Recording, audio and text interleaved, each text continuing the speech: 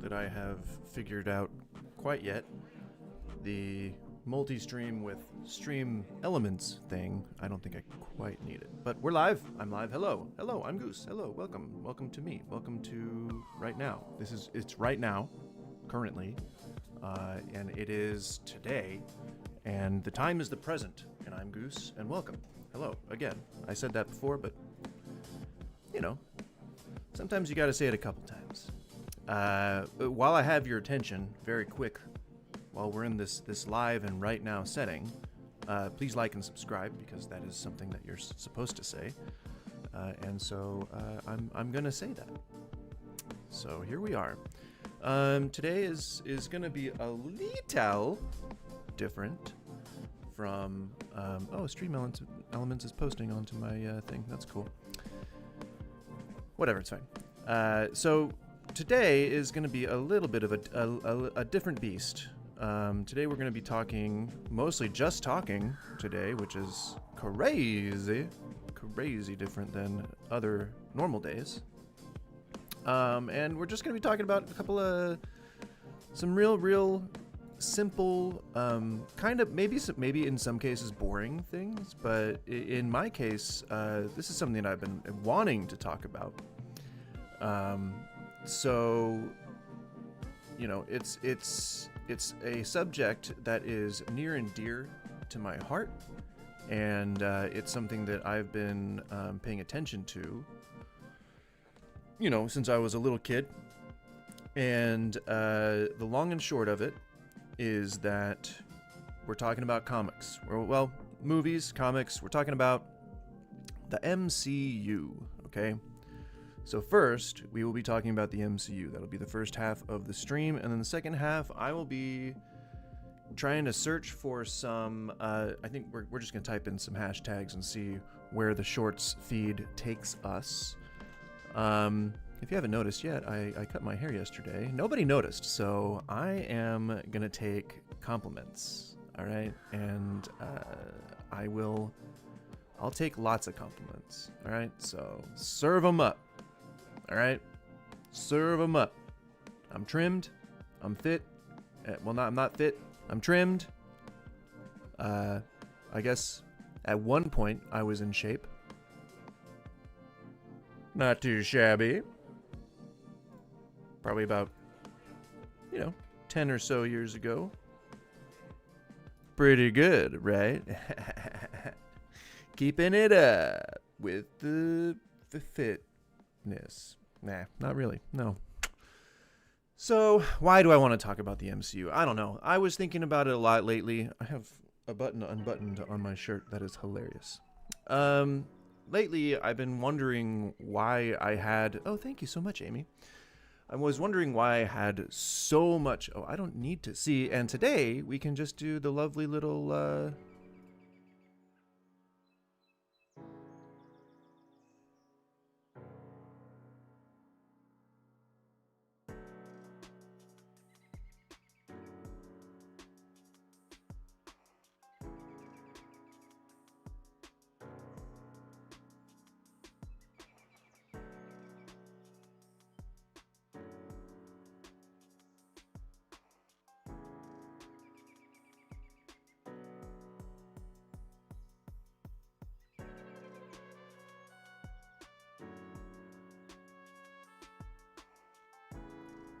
Okay, I'll need to I'll need to change this. I'll need to put this microphone. Oh, here, I think I can do it.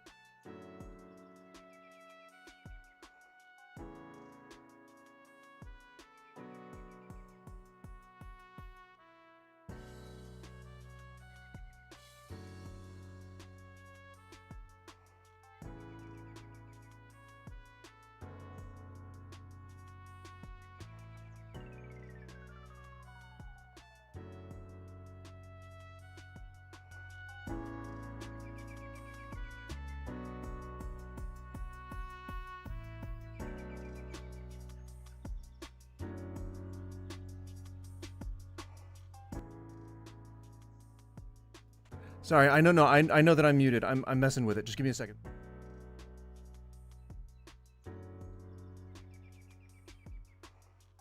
Okay, I can testing. Is that I'm gonna do a loud noise. Be careful. Ah! I just wanted to see where my peak levels were. Okay.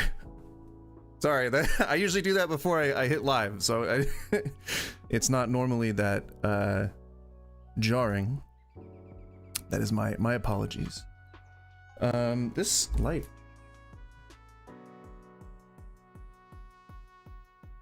friggin' blinding me. I just need it for warmth. Ay. Okay, so that other scene had a different mic input, and I don't know how to make it transfer over. And when I did the thing for Stream Elements that screwed up my OBS, it enabled a new audio channel. So I don't know what happened. Anyway, back on track. So the whole point of today is we are going to talk about my thoughts about the MCU. I have another channel. It's called Goose's Crackpot Theories, where I've done like scattered videos on numerous different subjects within, you know, superhero circles. Like, it's some DC stuff, there's some Marvel stuff. I am more of a fan of Marvel, simply because I don't know, maybe I didn't grow up with a good life, so Marvel tends to be better for the misfits, people who don't fit into society normally. So maybe that's why I became attracted more to that universe. I've been reading comics since I was a little kid. I don't remember every important storyline, so I'm not like a diehard fan, but I go to Comic-Con. I watch all the movies, or I did watch all the movies up until recently, which we're gonna get into. And I had, I have been spending my entire life watching people and making up stories, and it's like, I think I don't hate it. I get really uncomfortable when I'm trying to talk about where I developed an interest in things. I don't know if it's a fear of sounding like I'm bragging, like a braggadocious, but a lot when I was younger and into my teen years, even I would say like up to about 10 years ago, people just not randomly, but people would accuse me of being arrogant or overconfident, or, and that's usually at jobs or in terms of like family, the people who believe they can talk to you that way, and then it's just fine. But it's not. In case anyone ever talks to you like that, like, oh, you should be so talented, or you used to be so talented, things like that, or like, don't put the cart before the horse, things just that kind of holds you back. Never a good idea to listen to that stuff. And I say that in hindsight. So learn from me, if you can. Learn from my failures. But so when I was younger, I wanted to be a musician. I was in a bunch of bands growing up in high school. I think I already discussed this previous streams, but for those who don't know, I was, several bands. I was doing like art stuff. I played guitar, and like I really wanted to be some kind of like performer, actor, musician. I wanted to do voiceover work.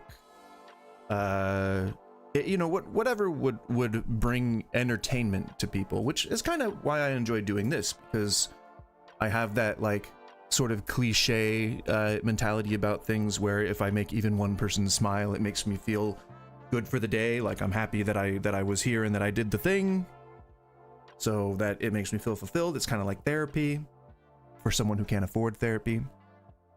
So my entire life, I've been kind of told like that talking about yourself in a praising manner is, or even a supportive manner is arrogant, braggadocious, and people don't like it. So I have this like weird mental block where I really don't like talking about my history or why I'm qualified to say things that I am, and it often makes me lose opportunities, and that's never a good thing. So I'm trying to combat that by saying that my dream, and I know it sounds ridiculous for just some random guy to say it, but I'll tell you my philosophy behind it in a minute.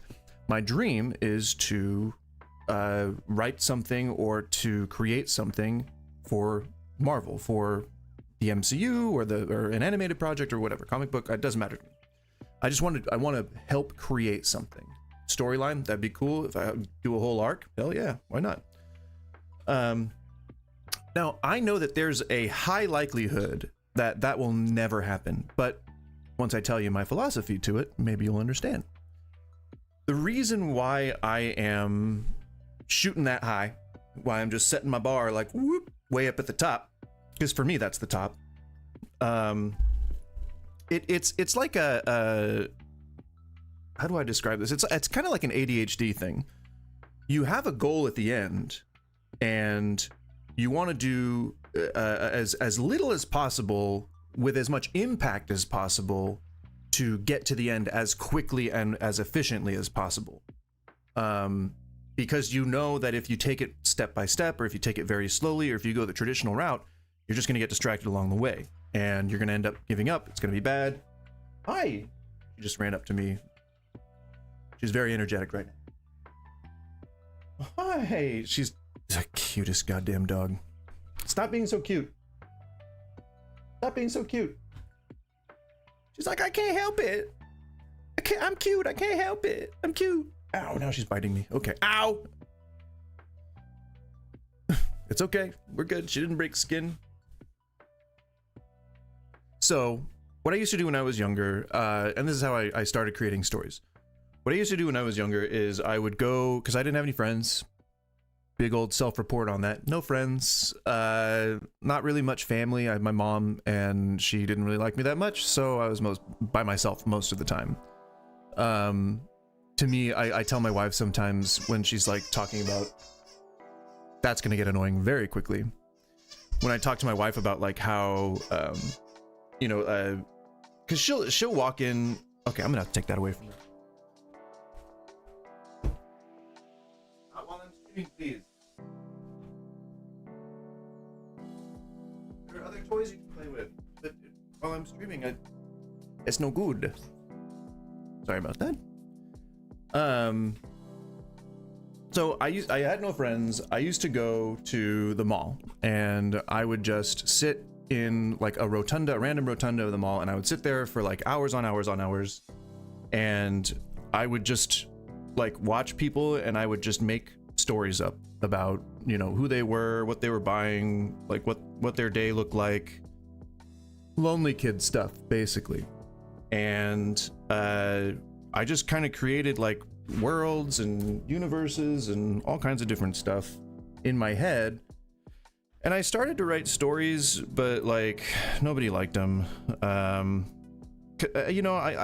could either, present them in school, or I could talk to my mom about them. She could not give a shit less. So I had very few outlets that were supportive of a creative child, of someone that had, desire to be creative, like for a living.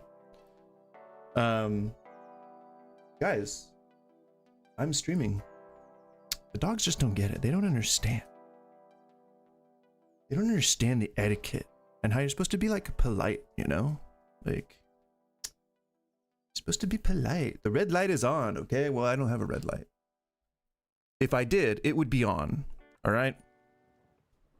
So, whatever. Basically, I'm a fan of telling stories. I know how to build universes, and I think that we have some very not clear, because obviously it's not clear. If it was clear, it would have been fixed by now. But we have some, I think, oft overlooked issues that plague any, film or any like on-screen universe.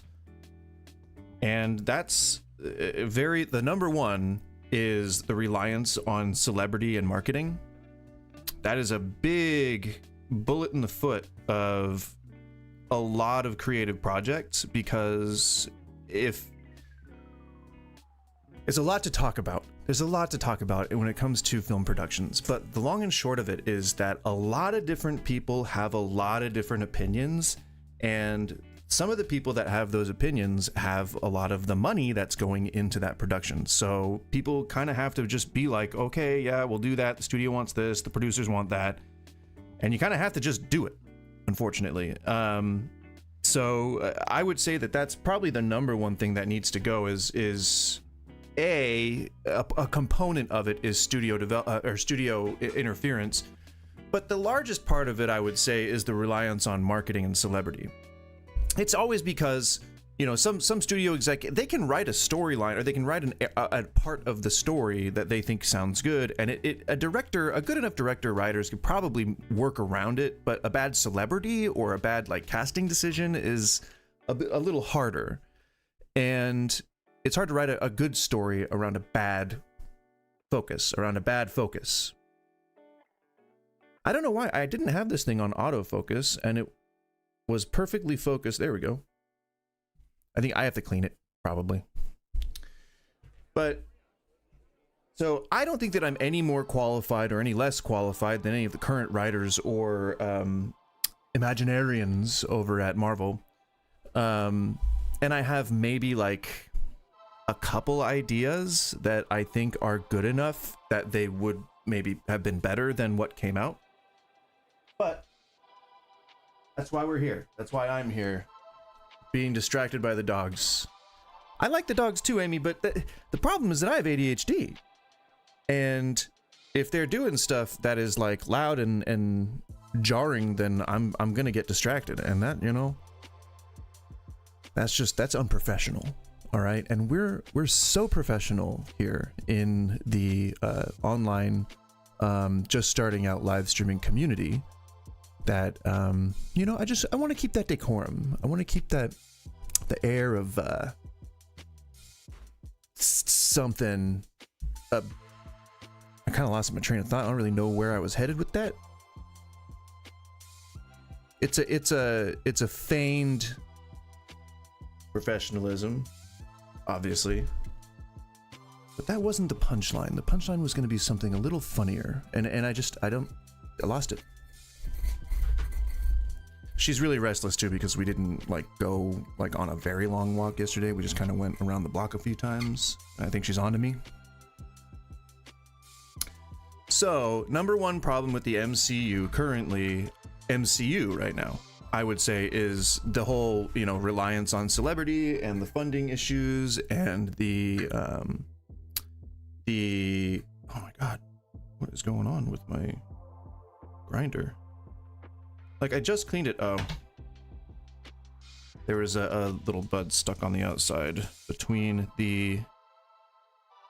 That's a tip for herb grinders. You can't trap anything on the outside, or else it will get ground into the metal, and it'll be like resin epoxied metal grinding on resin epoxied metal. Not good. Ah, yeah, now it's all gummy. Darn it! I have to clean it again. I just cleaned this thing. Easy if you have like a blender brush, which is just a hard brush that comes with a lot of those commercial blenders. Ah, fudge. Ah, man. Well, I'm not going to be able to use the grinder for the rest of the stream. If you've ever got a gummed up grinder, you know why that is such a difficult problem to overcome. Gosh darn it. Mic needs to get a little lower because I'm hitting it with the bill of my hat. Alright, so back to the whole reason why we're gathered today. Why are we talking about the MCU? Well, because recently I just kind of got it in my head that I really don't necessarily care about seeing Thunderbolts in theaters, which, if you know me, Jesus fucking Christ, I hope you guys didn't hear that. I heard that. People are... That's not even the... I don't even think that's the recycling truck. I think some dude is just emptying out bottles into like a bag or something. Crazy, super loud. Didn't like it. But so I didn't really want to go see the Thunderbolts, and I gotta ask myself why. You know, I mean, this is basically just a soul searching stream right now. You know, we're all searching my soul. We're searching my soul for meaning for the MCU, you know? Oh my gosh, I hit the mic again. Basically, that's really weird because I have seen every MCU release in the theaters, every single one, for the last, what, 25 years? 25? It's not 25 years, is it? I think it's like 20 years. It was like 2000? 2005? When did Iron Man come out? I think it was 2003.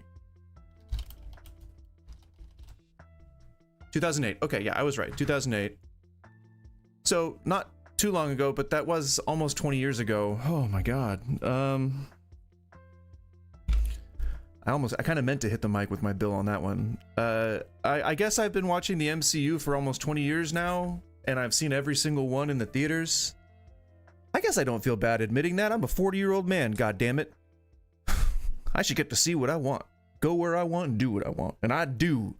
Gosh darn it. I don't need my wife's permission or anything. Yeah. Hell yeah. I'm a man. I'm a man. Good to have that every now and again. Gotta have that little outburst.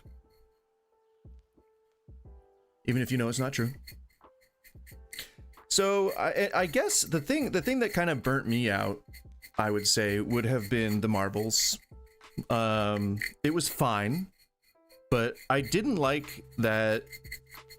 As far as the TV universe goes, and we'll broach this subject because I'm very passionate about it. I'm very passionate about it.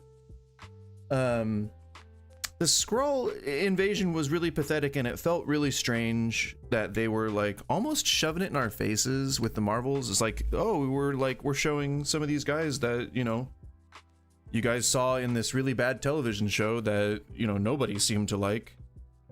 Not even the people making it seemed to know or care about what they were making. Which is, I think it's a harsh criticism, but I think it's fair for that television show, the Secret Invasion. Like, there was nothing of the old Secret Invasion of the comics. Like, it would not have been an issue. It would not have been a problem to just do that. Like, to just have a Skrull invasion, superheroes turning into Skrulls, like, that's a 2-second cameo. You don't even have to have, like, don't put the celebrities in makeup. This is the reason why you don't need celebrity. Just put them in makeup and, like, don't, like, cut away or something. Like, don't show them transitioning. Like, show like none of the CG that you'd require for any of that shit. I mean, you can save money on it. It's not that hard.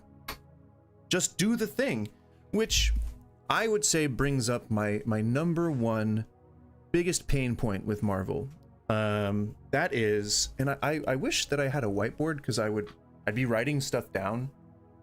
I have a drawing pad, but I can't, like, hold it up. It wouldn't make sense for me to just sit here holding this up, you know. Good. I have some half drawn drawings here that kind of suck. I'm not a good artist.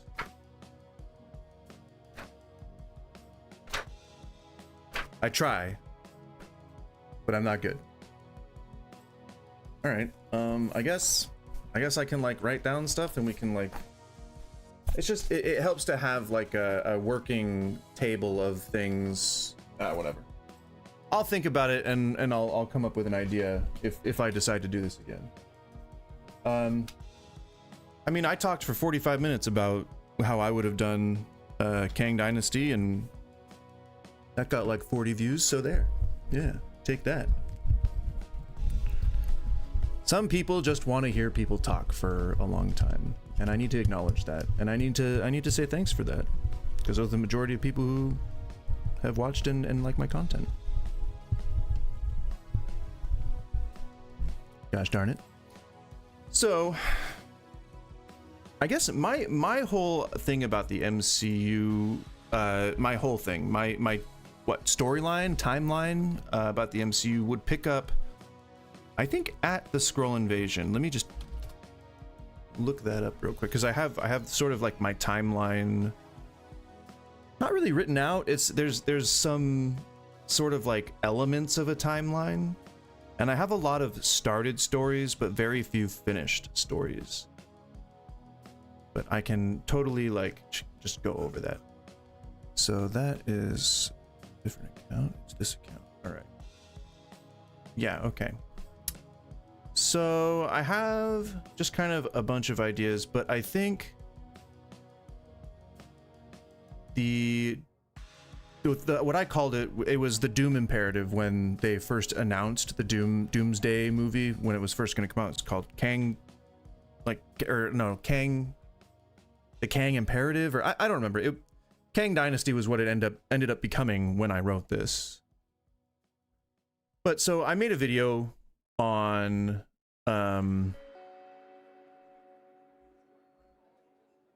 what was it? Oh yeah. I made a video on how I would do the Kang Dynasty, and it was essentially the storyline of Only Myself Left to Conquer, which was basically Kang going back in time and telling his younger self, like, you might as well just accept it, you're gonna be like me someday. And the younger self is like, nah, no way.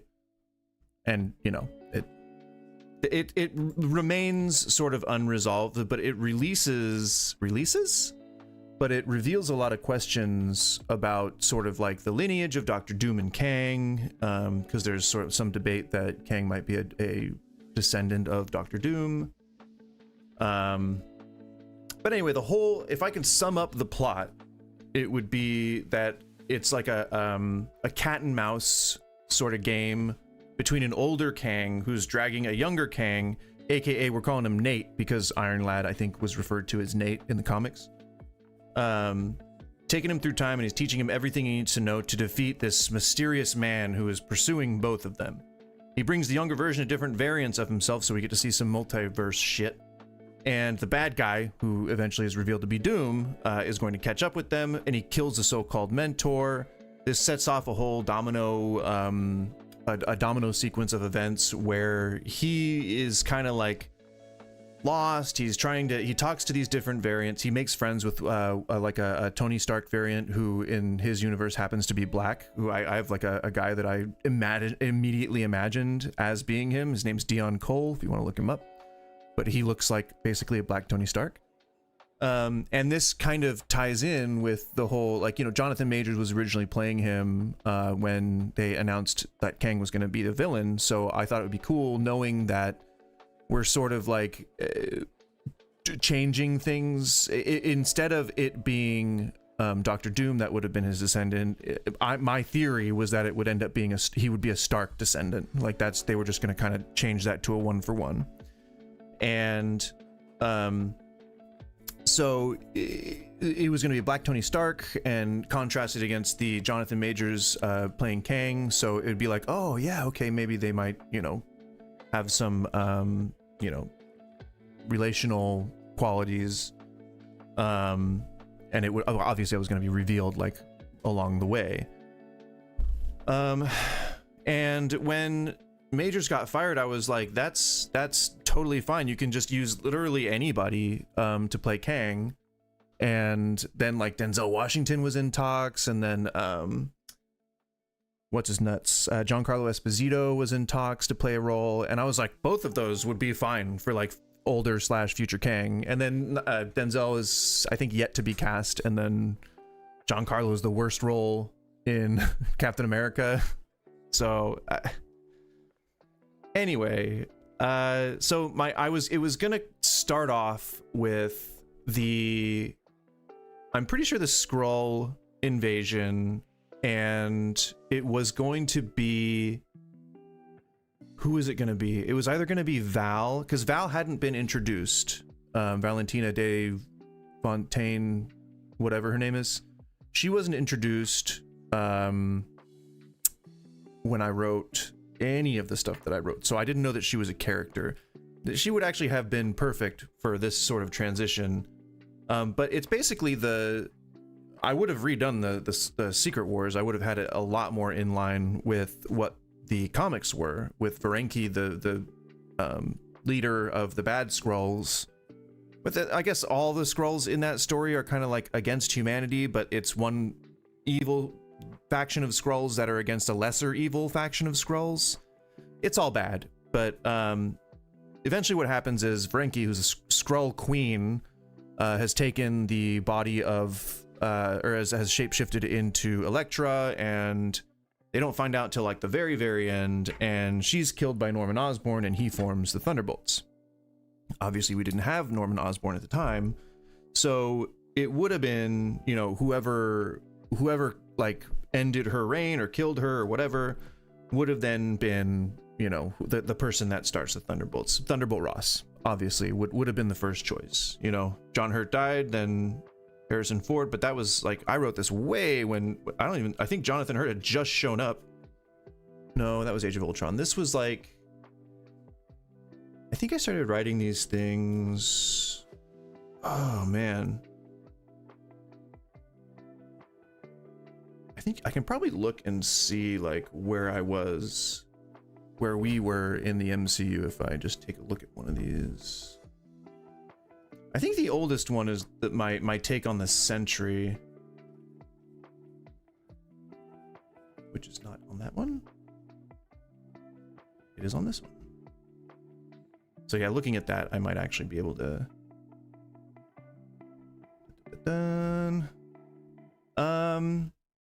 So no, the Thunderbolts had been sort of announced. So Val was a person. So I knew about Val.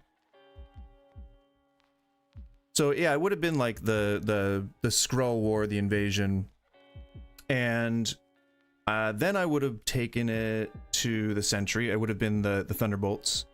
And that story is basically it would have started with the people remembering the Sentry in a completely different manner than he was. He would at the time he was played by Steven Yeun, and as a Korean American, it would have been really good to sort of play up the whitewashing of superheroes that occurred in like the 60s and 70s with, like, you know, a lot of like racist overtones, or at least racial stereotypes that we've moved on from since then.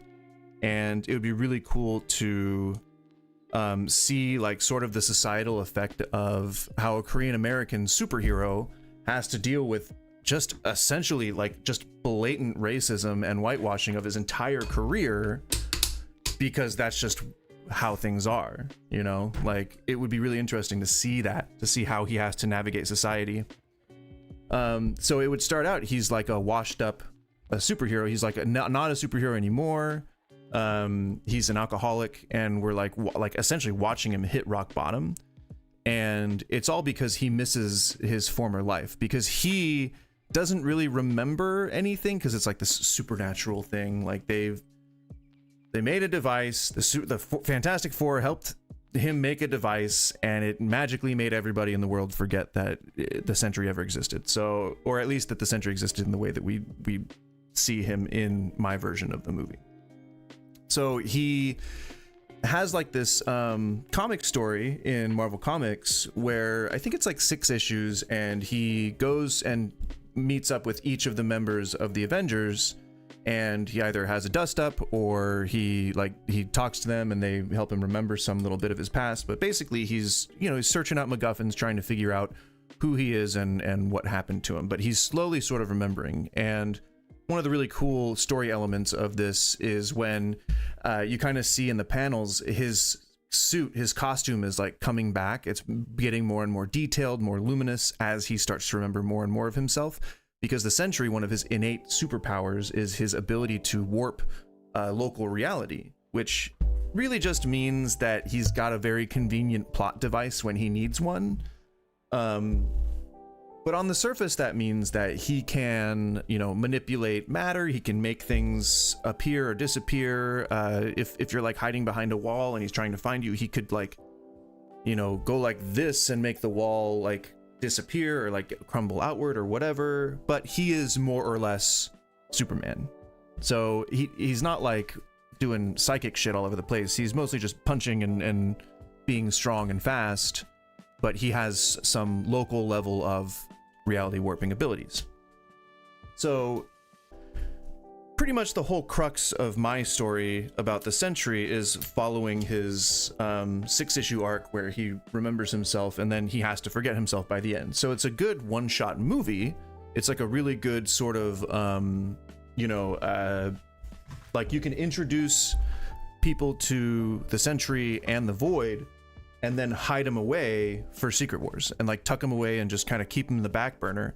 But now it's like you have him front and center as one of the new Avengers. Like, how is anybody gonna top the Sentry? Did they overcome the Void? I don't know. I don't want spoilers. I didn't see the movie.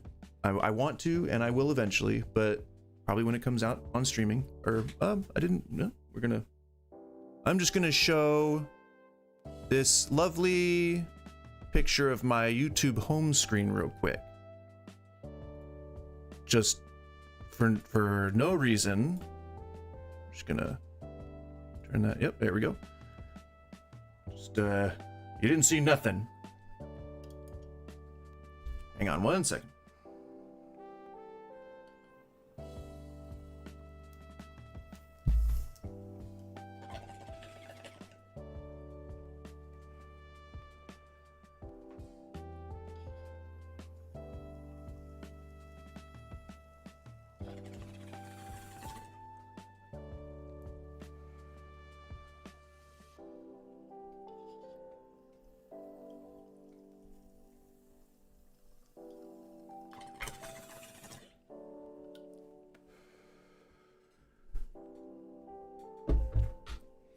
Okay. Ugh. Oh my god. Clearing it quick's a bad idea because you gotta make the smoke real hot.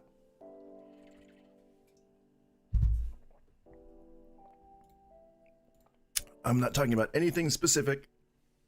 I'm just saying a thing that happens with things sometimes. That works, right?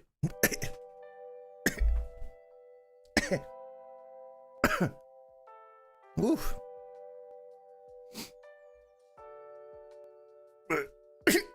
Trying to keep my eyes from watering.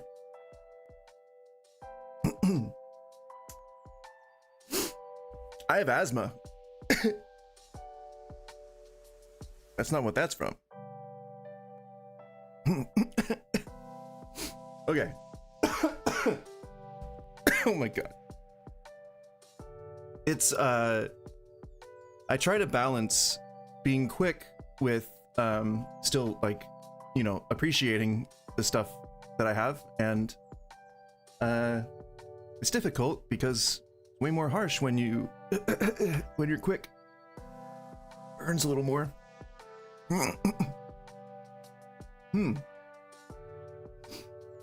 But it's all good. We're back. We are back and better than ever. All right, so I think what I've determined I'm gonna do is I'm probably just I'll open up a doc, a little Google Doc, and then I'll just type stuff in because that will help me stay on track. All right, so we got. What am I? I'm gonna do this. So we're gonna do this. I'm gonna go to here. All right. I don't need you. Thank you. I don't need you, tutorial. And we're gonna say real lots big text. Real lots big text. That's visible, right? And then we'll increase the zoom. Go away, buttons. There we go. Okay. We can see, I think, right? Let's do a little more. Let's make it bigger. And we'll make the text bigger.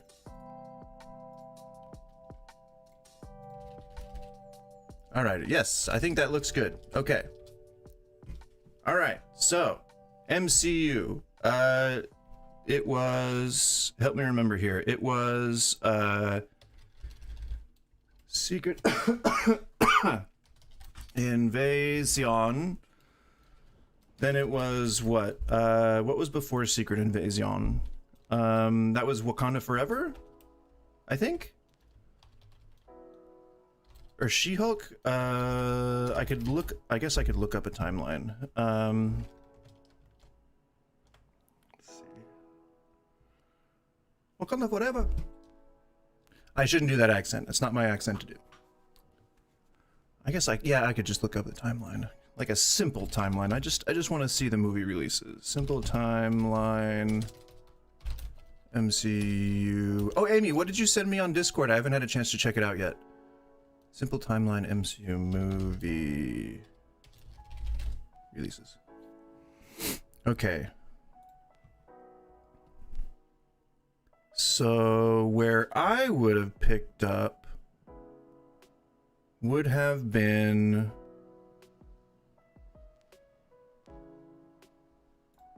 pretty late in the game, it looks like.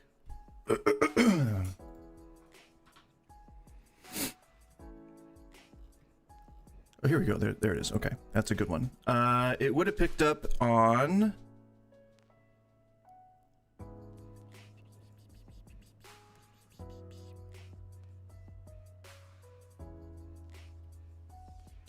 I guess. Yeah, so I started getting tired of the multiverse stuff. Not tired of the multiverse stuff. I started getting critical of the multiverse stuff around Multiverse of Madness. And that was before Wakanda Forever. I have no input on Wakanda Forever except that I would want to use Namor in other things. Echo. Oh, because this is on here. Here we go. That better? Yeah, because I switched scenes, so we're on a different scene now. Okay, cooking shorts. Yeah, I'll take a look at those in a bit. So yeah, so the. Oh, and I don't have the TV releases here. I guess I don't really care much about... So that brings up another point that I wanted to get to. Things I don't like about MCU. The first one is the reliance on celebs and marketing. And as a secondary feature, it would be like money, you know. That would be like sort of the secondary thing I don't like. Reasoning for that is, what is it? RDJ is going to take home $82 million for the Doomsday role, or 85 or something like that. They had to pay him quite a lot of money to come back, and I don't begrudge him getting that bag. Like, do it, you know. These glasses really need to be cleaned. You know, do it. Do it if you can. If it is, you know, something that you find fulfilling and that's like how you know, that's how you want to make your bag, then do it. But it's costing, what, 250 some odd million dollars to make these movies, and in order for investors to not pull out of the next one, they need to see that it's going to make a good return on investment, right? So and if they don't, even if they don't and they still want to leave their money in the projects, they're going to have way more say now, or way more leverage, or they're going to ask for more, or they're going to, like, it's too much. It is. And I'll even offer solutions to these, because I personally don't, as a seasoned manager, I don't like hearing complaints without potential solutions. I would much rather that people contribute, you know, something, some skin in the game, some investment, if even mental or spiritual. Spiritual. Sorry, I know that sounds gross. I'm sorry about that. It was an almost involuntary thing. My solution to that would be go to local improvs and open mics, scout writing competitions. I mean, I don't need to put everything that I would do here, but I would say that your solution is to go get the talent. Like, find it on YouTube. There was a recent article. There's a podcast that I listened to, but it was paired with an article that said that a lot of the newer horror creators are coming from content creators on TikTok and YouTube. And that doesn't surprise me one bit, because think about it like this. Like, time is cyclical, right? Like, Jinko jeans are back in style now, and which I never thought would be a thing again, but here we are. So if we're looking at things like in 30-year cycles, like with jeans or with bell bottoms or with music, things like that, we can kind of like detect future patterns. And if we're going to get ready for the next Coppola or Spielberg, or, you know, it doesn't have to be after the originals have died. They can still be alive and praise, you know, the next Citizen Kane for being made. But nobody thinks it's going to be in the MCU. And I don't tend to lean in that direction either. I think fine films have a place, and I think that entertainment, films meant for just entertainment, have a place as well. I don't think are mutually exclusive, and that they don't overlap. Hence the, you know, Eternals, you know, winning whatever, best film or something like that. I mean, come on. Not that it deserved it. I don't know that it did, but whatever. But so, I think if I was to boil this down, I would say you gotta find the new talent. Like with Hemsworth and Hiddleston, like that was what, their first year like acting in the big leagues, and they got signed with like 10-year contracts, and you know, now they're famous. And there's no reason that couldn't be the way that it always happens. But with a lot of the... So this is a concept, sorry to digress, but this is related. The concept that I'm going to lean on here is where nothing is real and everything is just made up. It's not like the Matrix, but like words aren't real. We are the ones that invented speech, and we made words, and we redefine words all the time, and a language evolves. And so it's the same kind of across the board. Like, rules aren't real. We make rules. Society ousts, and society does have, a moral framework to it, and the status quo tends to lean towards whatever the majority believes that the moral framework is. But it is a thing, like, we made up laws, and, you know, we change them all the time, and people violate them all the time, et cetera, et cetera, et cetera. What I'm getting at is entertainers name their prices, and the industry, the film industry, is something that we created and is perpetuated solely by us. And I don't think that the answer is necessarily go stop seeing movies with celebrities you want to defund. But what I do think the answer is to create a standardized wage scale across the board for the film industry in the same exact way that it would be for any other industry. And I don't think it'll ever happen, but that would normalize the money that people ask for, and it would be in line with the demand for their specific talent. And we could still have a meritocracy where the best talent, you know, gets the bigger roles, like still audition and things like that. And it can be like a high salary. It doesn't have to be tens of millions per picture. And if I'm fair, I mean, I know that it may sound like I'm saying something kind of fascist about the film industry, but if I'm being fair, I would levy this across the board. Sports industry too, entertainment, news media, everything. Like, I would say that you can't just have millions and millions and millions of dollars in income. Like, it's so disproportionate, and it costs us money. It costs us money, because if demand goes up and the price goes up, then our out-of-pocket goes up for literally everything, because we make prices, because everything's made up and nothing's real. Sorry, I'm getting a little existentialist there, but that's the world we live in. That's reality, gosh darn it. So if we relied less on spending 60% of the budget just to hire one actor, you could probably make a lot better of a movie.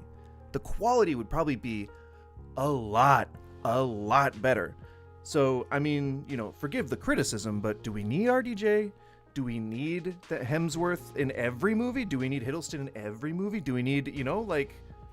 And not, I don't mean like in every movie. I mean every movie he's cast in. Like, it can be a different actor every time, and you could simply hand wave it away by saying, "Oh, that's just a different part of the multiverse," or it's an otherworld story, or it's not related, not canon, or whatever. You know, like, take the shortcuts where you can, as long as the people that you hire are talented enough, and you have a good enough team behind the scenes, which is my next, that was the next part of my solution. Find the talent. Go to like writing contests and like all the avenues that people say, you know, oh, I'm doing all these things, but I'm not getting my writing scene. Well, that's my call to action for, you know, filmmakers. Go scout. Like, I know that people will scout like in their immediate area, but I mean, take some of those millions away that you would have spent on the really expensive actor and fly around the fucking country and like go to comedy shows, because comedians are smart, and if you can find a comedian that can do serious acting too, holy shit, you've got RDJ, you've got the Motherlode, you've got who else? Chris Pratt, you've got Amber who played Chris Pratt's wife in Parks and Rec? Amber something? Is it Amber something? She just tragically lost her husband. I know that that's sad, but maybe it might help me remember. Ah, damn it. I can see her. She's a witch. She's awesome. She's like the perfect role for death. Damn it. Whatever. Her. And I don't know where I was going with that. Oh yeah, comedians. Comedians always make the best actors. And comedy production crew, whatever, executives, Matt Shackman specifically, make really good filmmakers. Like, you have to be smart, I guess, to be a good comedian. I don't know what... I'm guessing, like, coming up with relevant stories or making them into well thought out jokes probably takes a good amount of intelligence, so I'm gonna go with that. I think I agree, if that's the thing, and I'm not just straw manning something. I think that's a good rationale. But yeah, so find the talent. Go find the talent, MCU. Just go find it. You don't need to pay $85 million just to have one guy show up in your movie who's been in all the other movies. It's old. He's old. I'm old. All right, we're old. Put not old people in the movies. It'll be better that way. All right, so that's like the first real like big thing that I don't like about the MCU. But the other thing that I don't like about the MCU is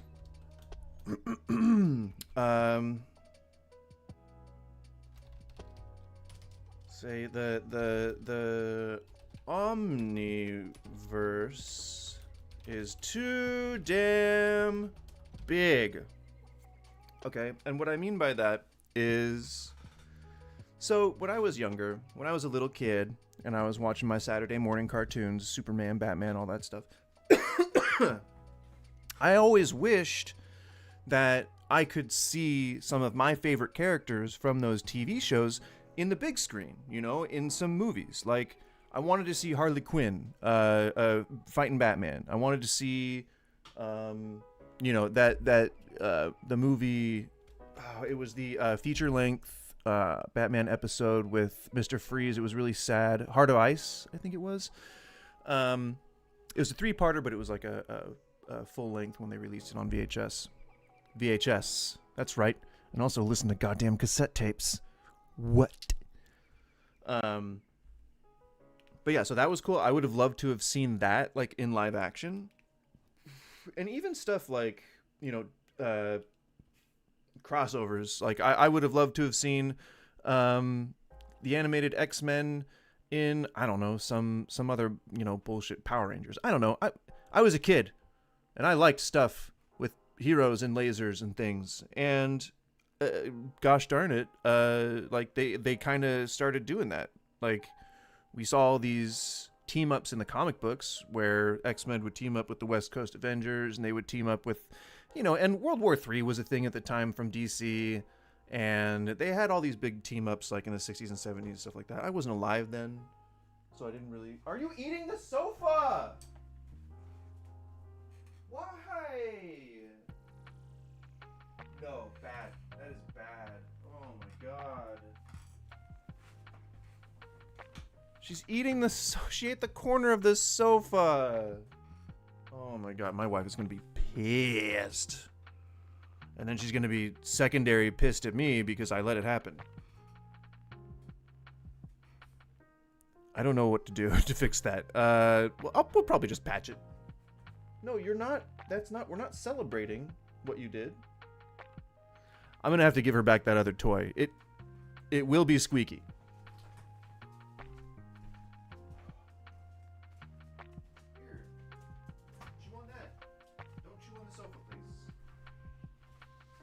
Oh my god. The sofa.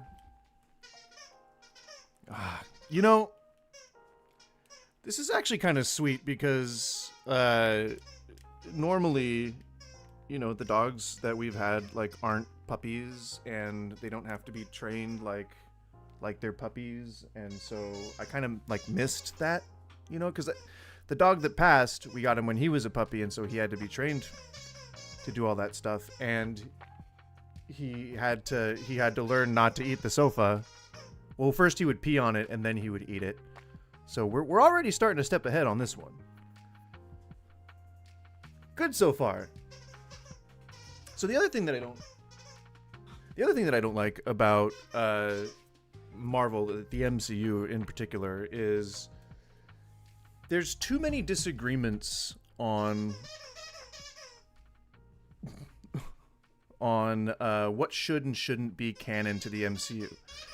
And that I'm not saying that necessarily leads to confusion over what universe is what, because they laid that out pretty well. Like, people have put out enough videos and written enough articles that talk about what's related to what, so I don't need to even really cover that. The long and short of it is that pretty much everything can be tied back to the 616 MCU, not the comic book 616, but the 616 MCU through the Spider-Man animated series.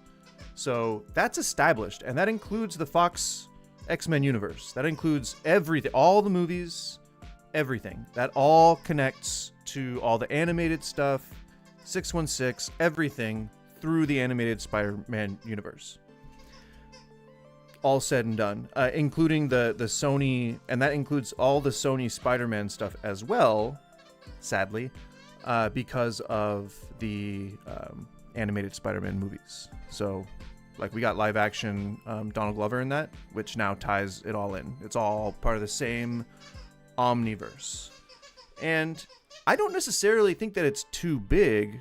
I think that it's too disjointed. I think if you're gonna tie all this stuff together, you got to do it in an overt way. You got to have Miles Morales, with the Avengers, even if he's animated. Even if he's the only animated one, you got this cool gimmick where you have animated Miles Morales come and join the Avengers in a real, a live action, fucking Who Framed Roger Rabbit, that kind of thing. Rotoscope it on, save some money, don't even use CG. Hand draw it like Alice in Wonderland. But you get what I'm saying? If you're gonna do it, do it. Don't tease it. Don't tease it for 20 years and then never pay anything off. The only thing that we paid off at any point was Spider-Man No Way Home. Can you hear that? Is that because I can hear it. I just want to see if that's audible on the microphone. I have pretty good noise cancellation, but I don't think I can do a frequency like that. That is a harsh aggressive noise. But yeah, so I guess it's not too is to, oh my god, I used the wrong two too. And I get on people for that too. It's not that it's too big. It's that it's too, oh, the squeaking. Oh, thank God you couldn't hear it. Too damn overcomplicated, but also saturated with missed opper. Did I spell that right? Nope. Well, autocorrect got that for me. So yeah, the long and short of it is that there's so much content that exists in all the different universes, animated, video game, comic book, all the stuff that is established and is ripe for retelling that nobody uses. And it all exists in some manner connected to everything else. And so we get this like loop of, I can't tell that story because it already exists in the universe, but I can't tell that story because also I don't like it because it's boring because people won't like it, but it's already in the universe, so it's canon, so I can't tell it because etc, etc, etc. Like it's I don't like that. Gosh darn it. And I think my solution would be to just full send. Like, have a movie where you have like 3 people from completely different canon universes that have, you know, through whatever machinations, ended up together doing a thing. Just do a Secret Wars, but like do it all in. Do everything, you know? And if they aren't in a position to do this, it's because of that. It's not the solution. It's because of that. Because they relied too much on celebrity and marketing and all the extra shit that goes into making a movie that they can't afford to put all the people in one movie. When they could if it was just a bunch of no-names. You know? If you save some money on the front end, you're going to save a hell of a lot of money on the back end. Because prices only ever increase. So, just saying. So yeah, I would keep Wakanda Forever. The only reason I'm mentioning that is because of Namor. I would want Namor to be in... Spoiler alert, I would put him in my follow-up to the Shang-Chi and the Legend of the Ten Rings movie. He would be one of the sort of like cameo, like third act savior sort of thing. Deus Ex Machina, if you want to call it that. But he would like kind of get like slapped to the side by the real bad guy. So, Wakanda Forever. I said that like my Mexican roots. I said Wakanda Forever. Man, I was home for a moment.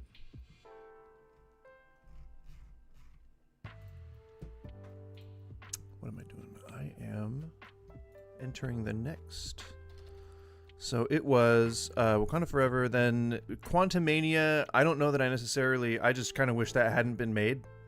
They could have just kept everything Earthside, or not, like non-quantum realm side, and it would have been totally fine. Guardians of the Galaxy, I had no input on that one. Like, I had no criticisms.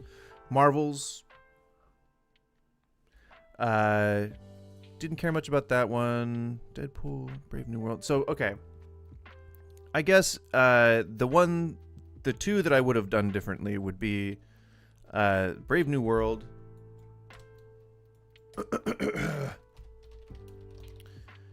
Now, at the time, it was called New World Order.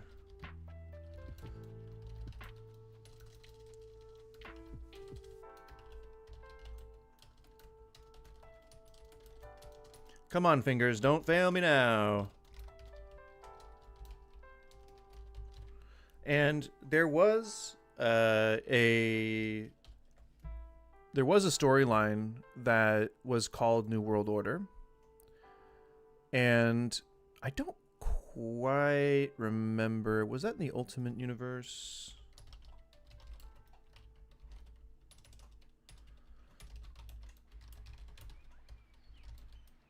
in the comics. So it was not in. It was in the 616, and oh, Mentallo, hilarious.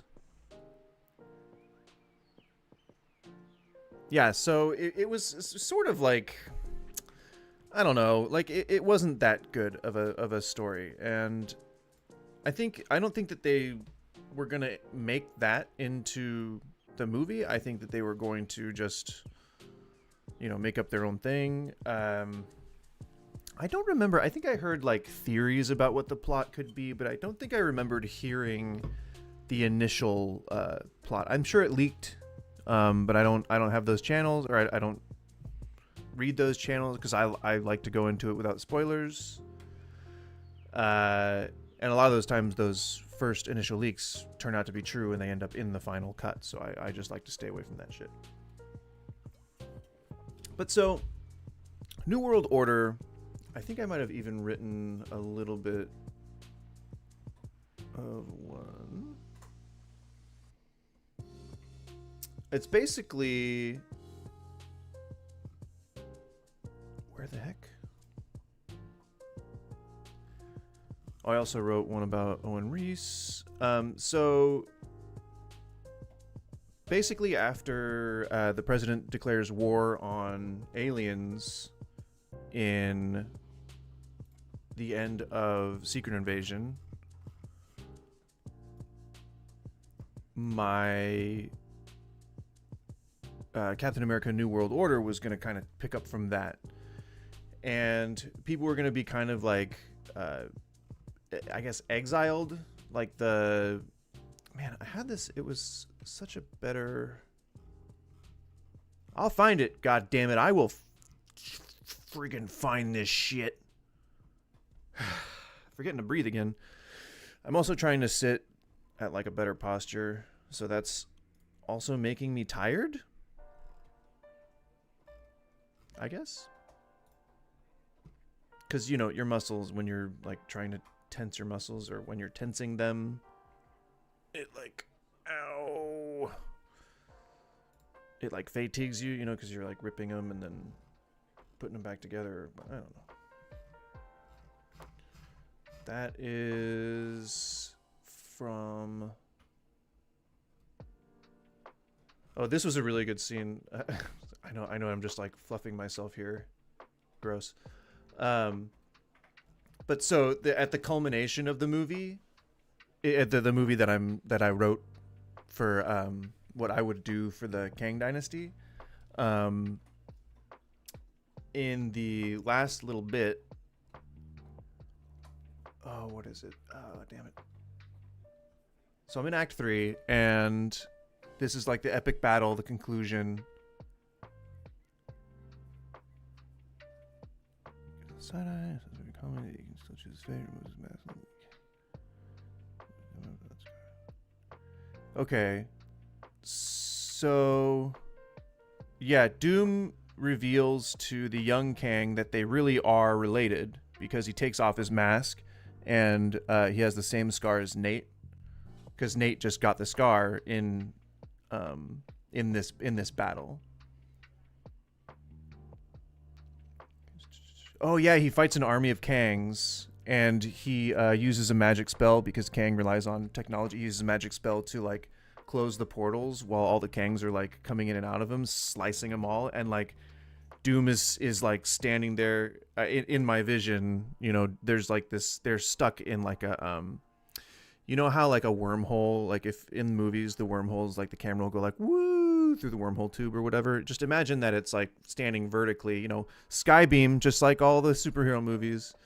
But this is like, it's like the time stream essentially. And if you look up, you can see that it's like this hollow column where all these Kangs were like leaning in to try and like attack Dr. Doom in this epic final battle, because they've got him trapped in this sort of beam thing. And he shuts the portals and like just severs all of them, so they're like half Kang bodies like just raining down while Doom is standing in the middle of this thing.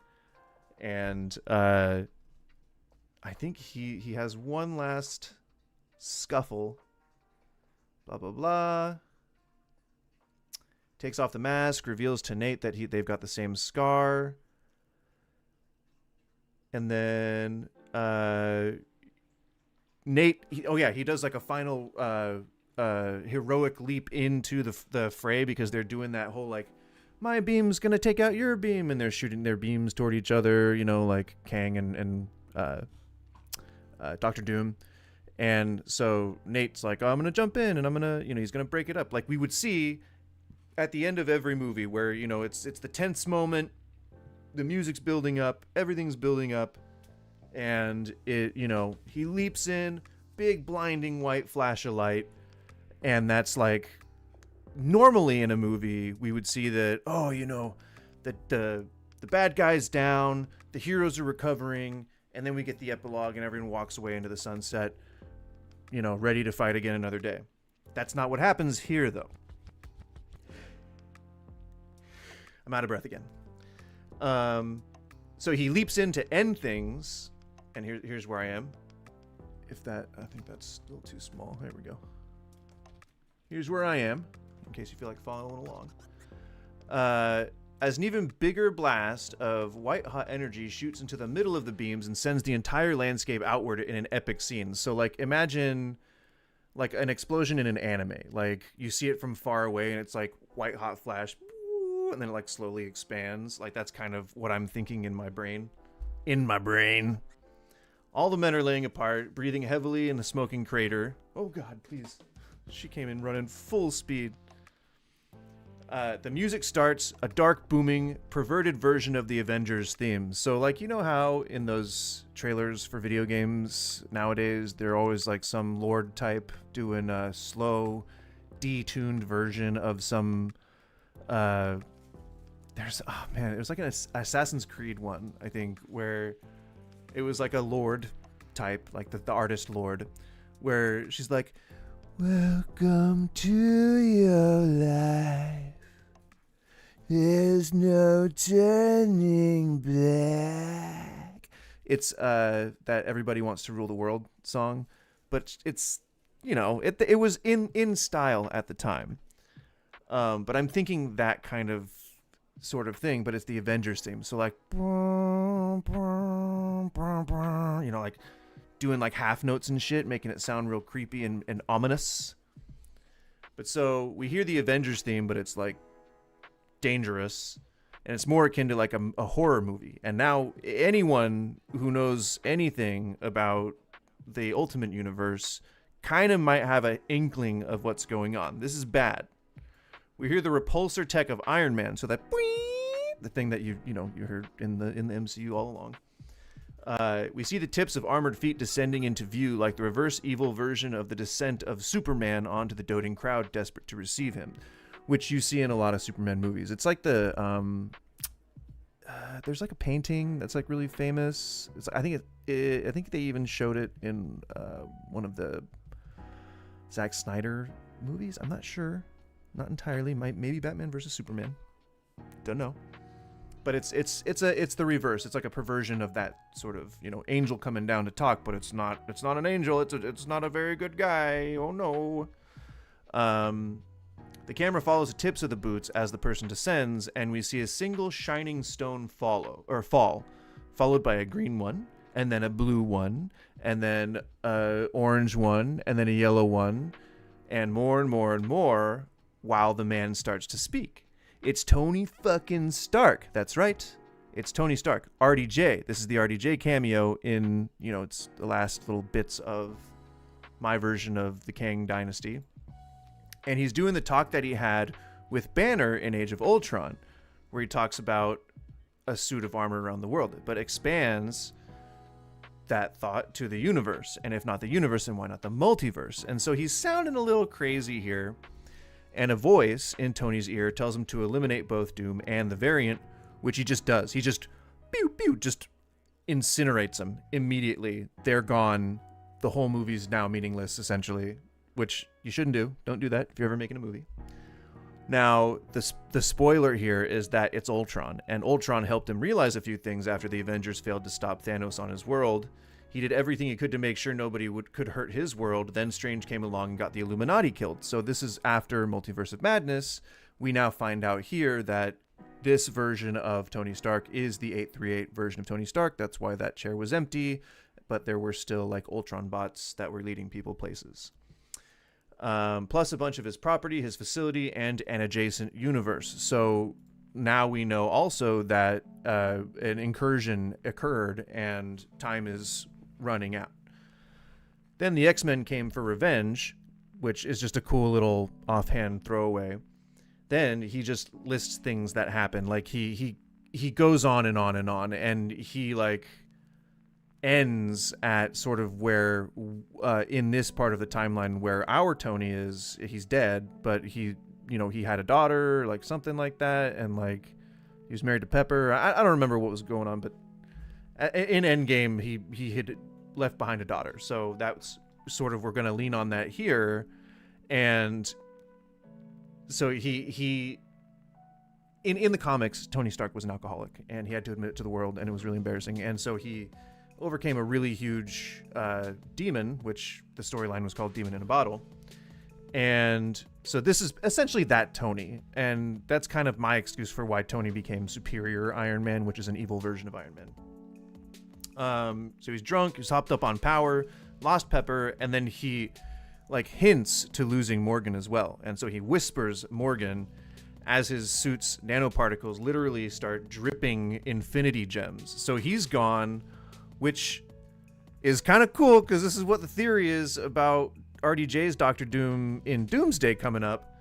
There's a theory that maybe he did this with heroes, but I'm thinking this with infinity gems. There's a glowing pile of them forming on the floor as he floats down painfully slowly, and he says that he can protect everyone, bring them to order, and bring them back in a new world, a world that he can keep under his control, embattled in eternal conflict, to keep everyone focused on protection, protecting everything. A battle world. So that would have been leading into Secret Wars. And so his gauntlets both melt away, revealing 2 infinity gauntlets, both fully gemmed, with the 10 rings, the Kree bands, all completely encrusted with infinity gems. So he's just bedazzled himself in the most powerful power sources in the universe. He floats forward, the colors of the now flooding from the gems all glowing in order as he talks about reality and time and power. Like the sort of, when in the show What If, we hear that guy's narration at the beginning where it goes space, time, reality, all that kind of stuff, this sort of thing. And then he wistfully muses about the soul. He talks about how after his world was murdered, he sought out the only thing that had ever given him purpose, protecting, and what better instrument to use than the thing that had obsessed him for so long. He's clearly unhinged. He looks at Kang, and in typical RDJ manner, he says, "Hi, not my Kang," and sends a powerful stone hurtling through his chest, starting a slow burn that will absolutely kill him. Doom uses the opportunity to do a sneak attack, but Tony gestures with his hand and compresses Doom into nothing, killing him instantly. So it just crushes his armor, like completely just turns him into singularity. He looms over Nate menacingly as he snaps his fingers, surging with ultimate godly power as everything whites out. It's a perverse mirror to the end of Infinity War with the birth of something new, contrasting the original snap, and the fade to white contrasting the fade to black with the to be continued in the middle. So, yeah. That's not the Captain America thing that I was looking for, but that I think was would have been a pretty cool scene to see at the end of a movie, instead of a lot of the scenes that we've been getting. Sadly. That's not what I was looking for. It's in here. I can't do anything with you right now. I still have time left. Gosh darn it. Okay, this might be it. Let's see. This is, I think, my Daredevil. Oh wait, no, this is my Wolverine pitch. There was some of my Daredevil pitch in there, or my Daredevil fan season. That's what you're supposed to call them now. It's fan seasons. I got to find the Captain America thing.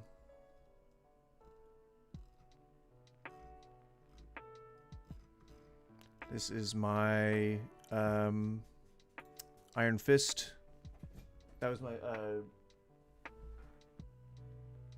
Shang-Chi sequel. I have a fan Shang-Chi sequel. Maybe it's in this Wolverine pitch.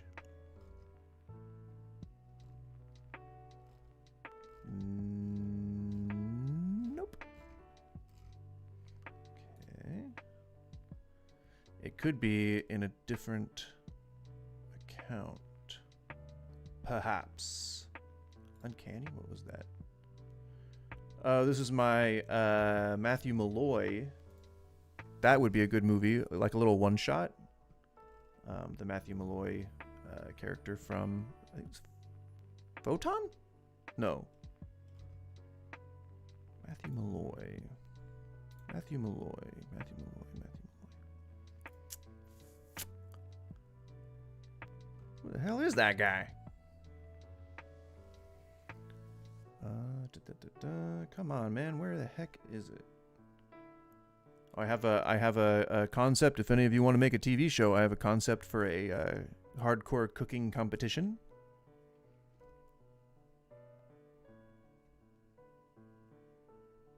Yeah. Where the heck is it? It couldn't be in the Daredevil fan season. That's for darn sure.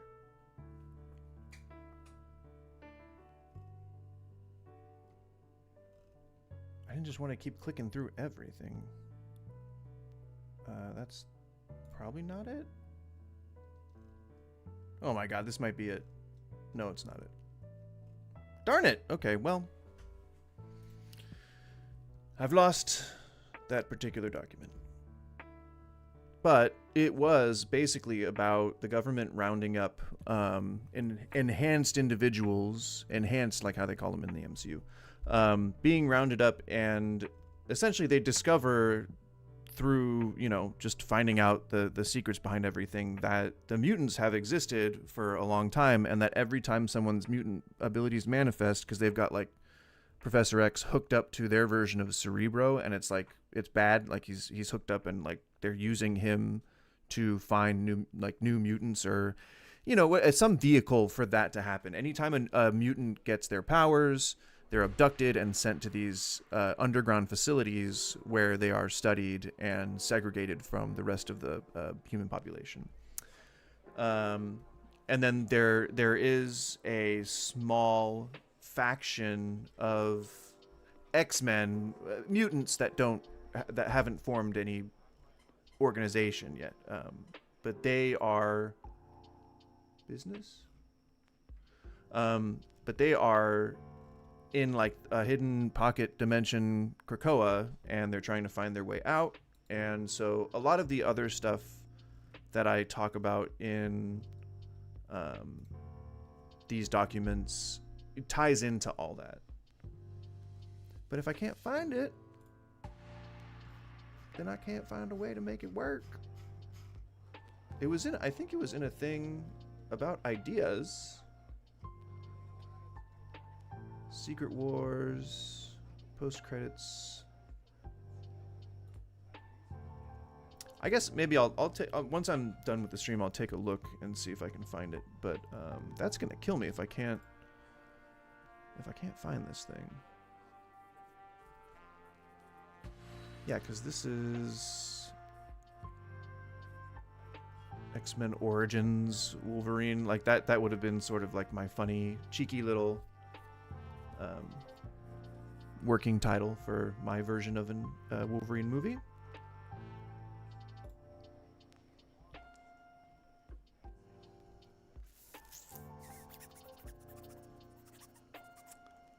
I don't know why I would have made two. Which tells me that maybe it's the thing I'm looking for is in here.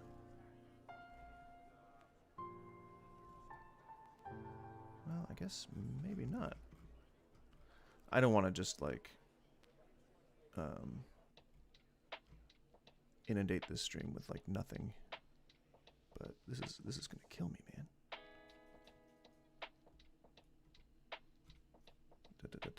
Everything new, nobody. Okay. Oh yeah, there would be like a House of M storyline. Yeah, so none of this is what I'm looking for. Gosh darn it. Okay, well, whatever. That's fine. I'll hunt it down. It's not in this untitled. No, that was my little rap that I was going to do for my channel trailer.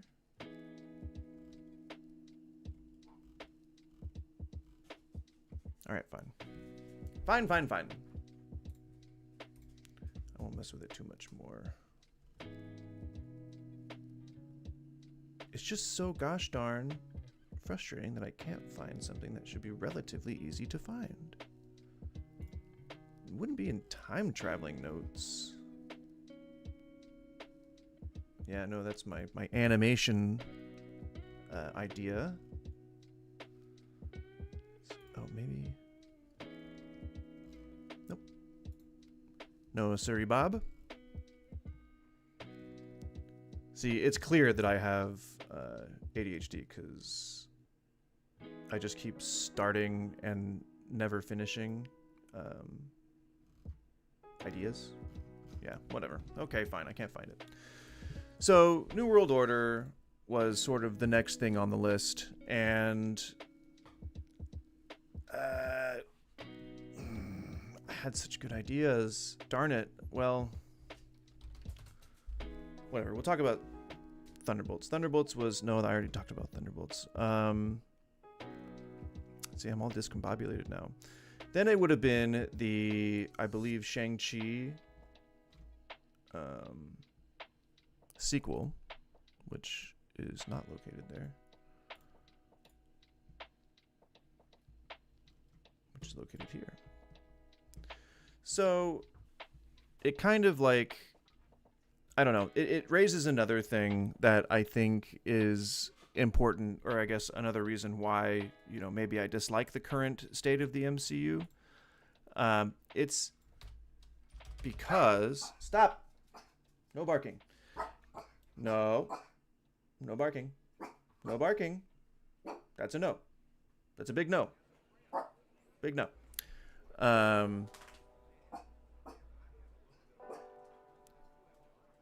you done? Thank you. Right. Another problem with the MCU is that there's no like there's no what would you say, culture, or the universe doesn't feel alive. The universe, it doesn't feel connected. It doesn't feel, I don't know, it doesn't feel cohesive. Essentially what I mean is we should be seeing, like, or at least in the beginning of everything, when people started crossing over into other projects, we should be seeing more of that. We should at least be seeing some of that. And I think what happened was people got kind of like, whoa, up in arms about, you know, being too many people in too many movies and it being like disjointed and the writing was suffering, things like that. I don't think that's necessarily true, because Thor Ragnarok was a really good movie. And I mean, maybe people disagree with me on that, but I loved it. It was an ensemble cast. And if anything, Endgame and Infinity War were the gems in the crown of the MCU. And it wasn't necessarily due to them being ensemble movies, but it was because there was a potential for a lot of crossover and, you know, team-ups that you wouldn't normally have seen from people that you've been watching for the last 10 years. It was a good move, but I honestly don't think it's a good move for the reasons that people would assume that it's a good move for. It is a good move for the fact that it's just good to have contiguous story elements. Like in one of my fan projects, I write in that you know, Spider-Man and Daredevil are training on a rooftop as the sentry's flying by, and you know, they just saw this like crazy battle happen on in a penthouse on a rooftop, and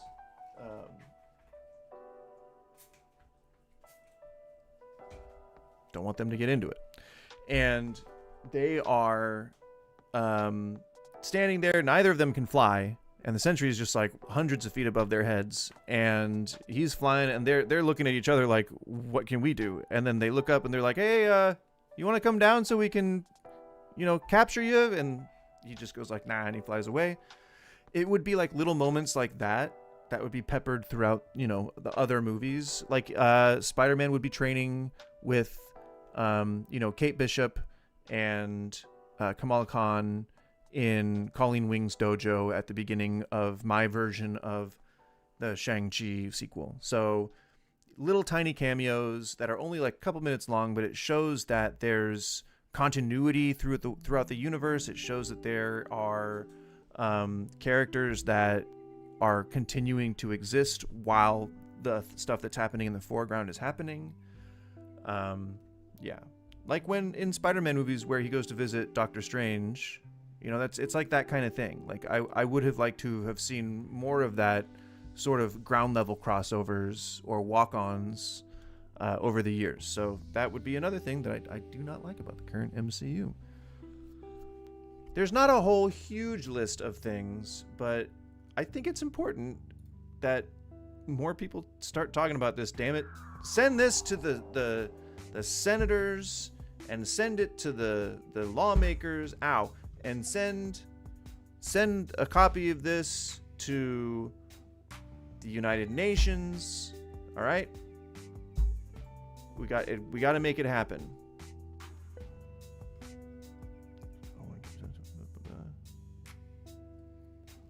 Yeah, and then they would like show up and just get into scuffles and dust ups, and I don't know.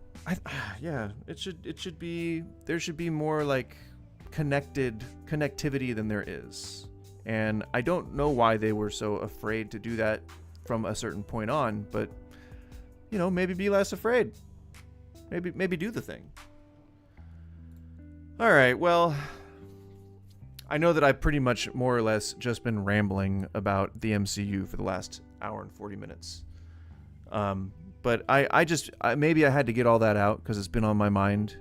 I have a lot of projects. I can totally do some streams where like I read more of those, like at least what I've got.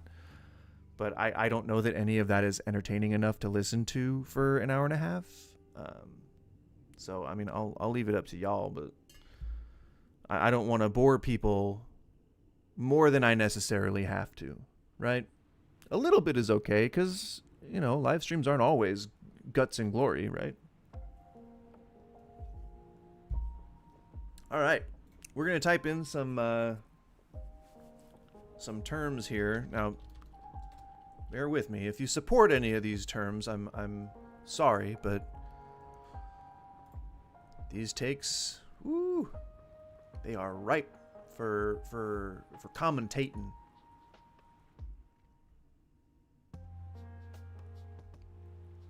But I have to, because I heard that sorting by new is like kind of how you find like the takes that you're looking for, the juicy nuggets of the commentary salad, right?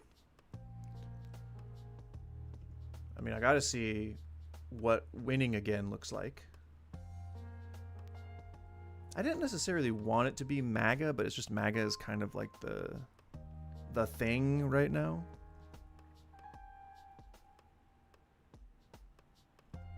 Make Africa great again. Oh God.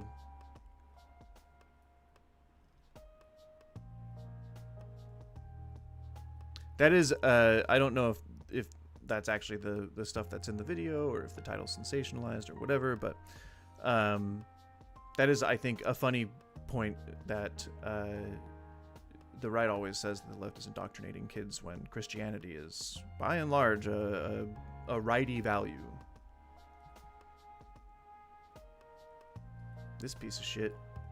See, I'm not like good. I don't do the media like debating things. I'm down to have like a casual debate. Like I could talk about points and I can look stuff up, but I am not. I keep saying it. I'm not a debate bro. Yeah, see, MAGA is just too niche of a term. I need something. What's controversial? Like what business wine mom. I don't think that's controversial. I don't think a wine mom is controversial. Atheists? I mean, I don't know enough about. I assume that a religious person would put hashtag. What's up, Romy? Magyar? What? Chow? Is this something that's supposed to be translated? Thanks for stopping by. I'm not sure what you're asking me. Oh, yeah, sorry. I'm not actually Hungarian. It is a quote from a TV show that I grew up watching. And it's funny to me. I love Hungary as a country. I'm just not Hungarian myself. I think if I had to pin down any country of origin, I would probably say somewhere near the Black Forest for my bloodline, but I'm not entirely sure. And then that would only be half of it. The other half would definitely be in the Hawaii/Mexico region.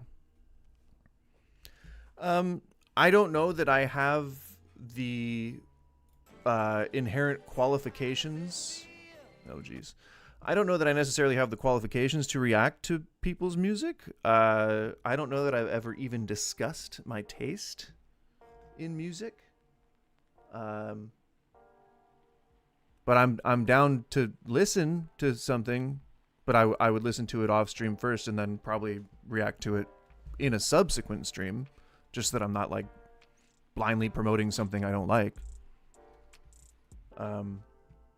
No, I mean, I don't think that I would need to be that strict about it. That's just my initial knee-jerk instinct to say that. So I don't know. If you link it to me, I'll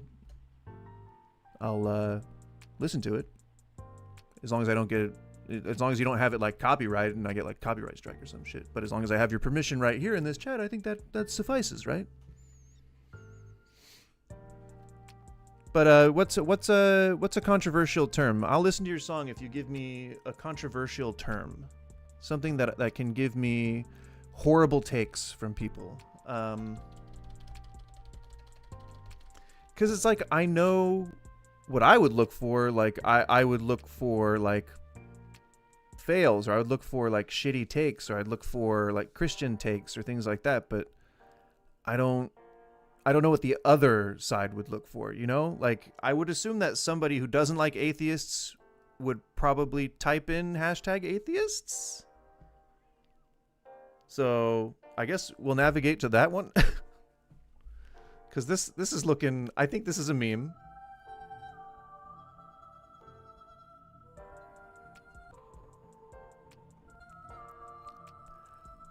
I gotta wonder... Like, I think this is just someone thinking that that's, like, a godly play in a game or something. Or it's a War Thunder advertisement. Okay. Whoop. Let me mute this so that I'm not playing this over the... So this is your song, Green Beam. Ooh, explicit. Ooh. Does that mean there's going to be cuss words in it? Hey, right, it's a little loud. It's a little loud. It's a little loud in my ears. I don't know how to... I don't know how to change the volume on this.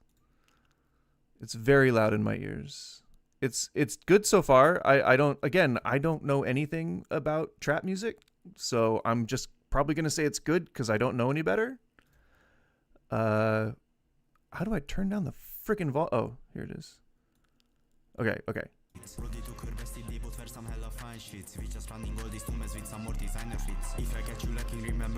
Is there, can you recommend me, like, do you have a, I like what I'm hearing, but do you have a friend or a person that you collab with or something that has some, like a song that I could compare this to? Because I don't have a frame of reference for, it sounds good. I like, and actually this, so what it reminds me of, now I don't know if this is any of your inspiration, but it kind of has that what is that a Puzuki, or is that a that horn in the background,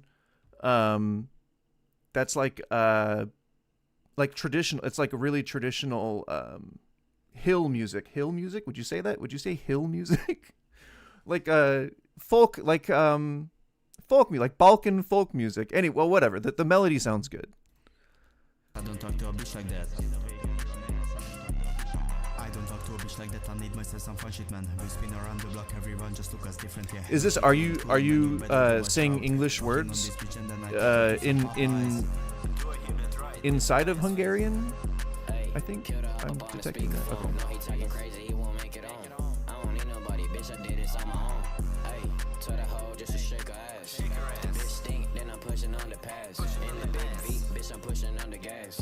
So yeah, I mean, I heard the feature. The feature sounds good too. Like you're talking to like a 40-year-old man. Like, I don't know. I'm not hip. I'm not fly. That sounds good to me. I don't know if I would seek it out or listen to it, but it sounds good. If it was on and someone was listening to it, I would probably bob my head to it. And that's usually my scale of how I rate music. If I can bob my head to it, I like it. So yeah, good job. I can't give you any official endorsements because, again, I don't know shit about what I'm listening to. I just know that I like it.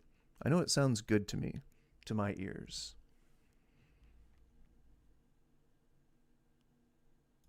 I love that the username of this spammer is Extremist Bumpkin.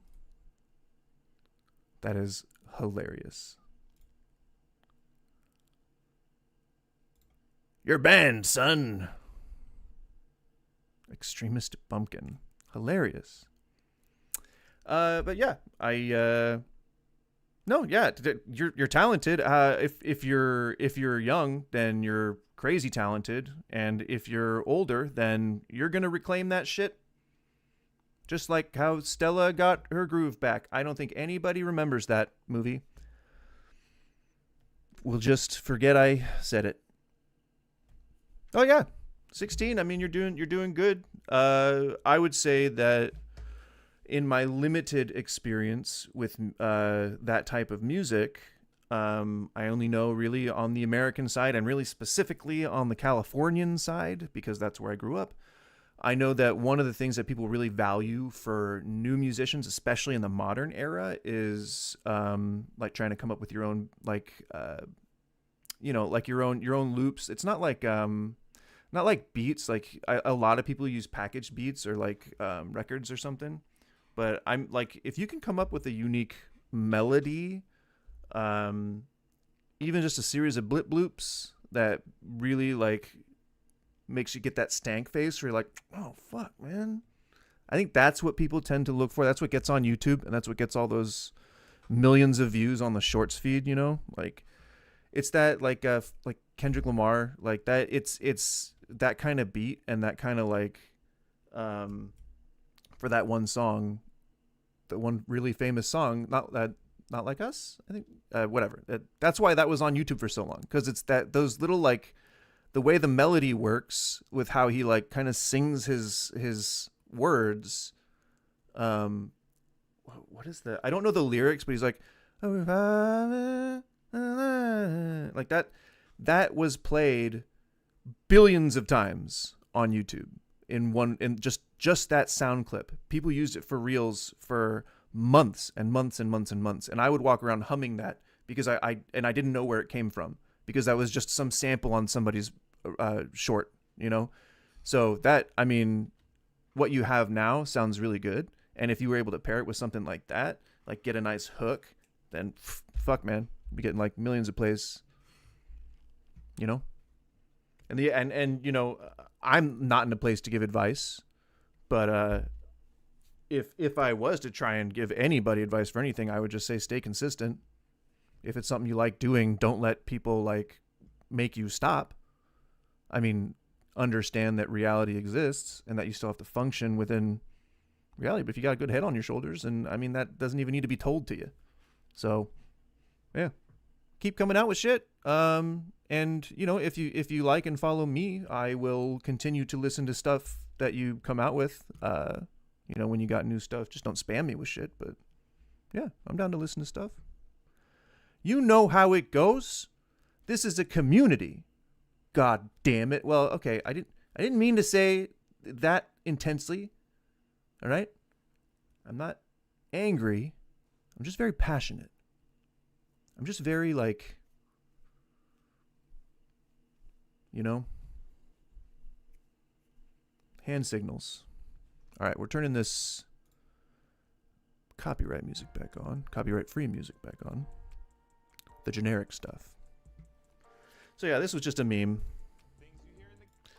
Okay, I am really, really starting to dislike this guy. You know what? Maybe I'll just go down my own feed. I don't really, I don't like too many videos. I don't dislike too many videos. I have kind of a wild and free feed. Maybe I'll just go down that and we'll see. But this fucking guy! Let's see which, nice tattoos. Fucker. I don't dislike him as a person. I dislike his videos. That's really low. Table 6. Okay, why is it burning? Things you All right. hear in the kitchen. You wish. Things were you hear made in the up. kitchen you wish were Mason, made what's up. burning? Oh, that's the sea bass for table 6. Okay, why is it burning? The ticket says blackened, and you thought that meant just to burn the shit out of it. That's a seasoning, Mason. Next time you don't know something, ask. Things you hear in the... Typically, you would only ever hear that once, and it would be from someone who had just started.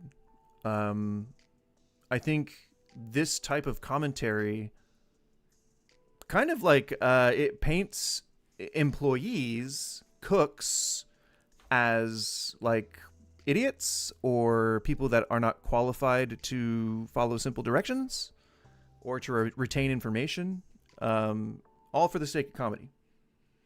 I don't like this guy. It's not that I don't like this guy. I don't know him. I don't like the only stuff that I've seen from this guy. And he seems like a totally normal person when I've seen like he goes live sometimes playing video games, and he seemed just like a normal fucking dude. But nobody has ever said this in a kitchen. Things you wish, or things that are said in a kitchen that you wish weren't, or whatever the fuck the intro is. You're not just going to assume things if you've been hired and trained to do a job. And if you are in a position to do that, then you should have been fired, or your manager should have been fired. Because if your manager is letting you slip by like that, something's wrong.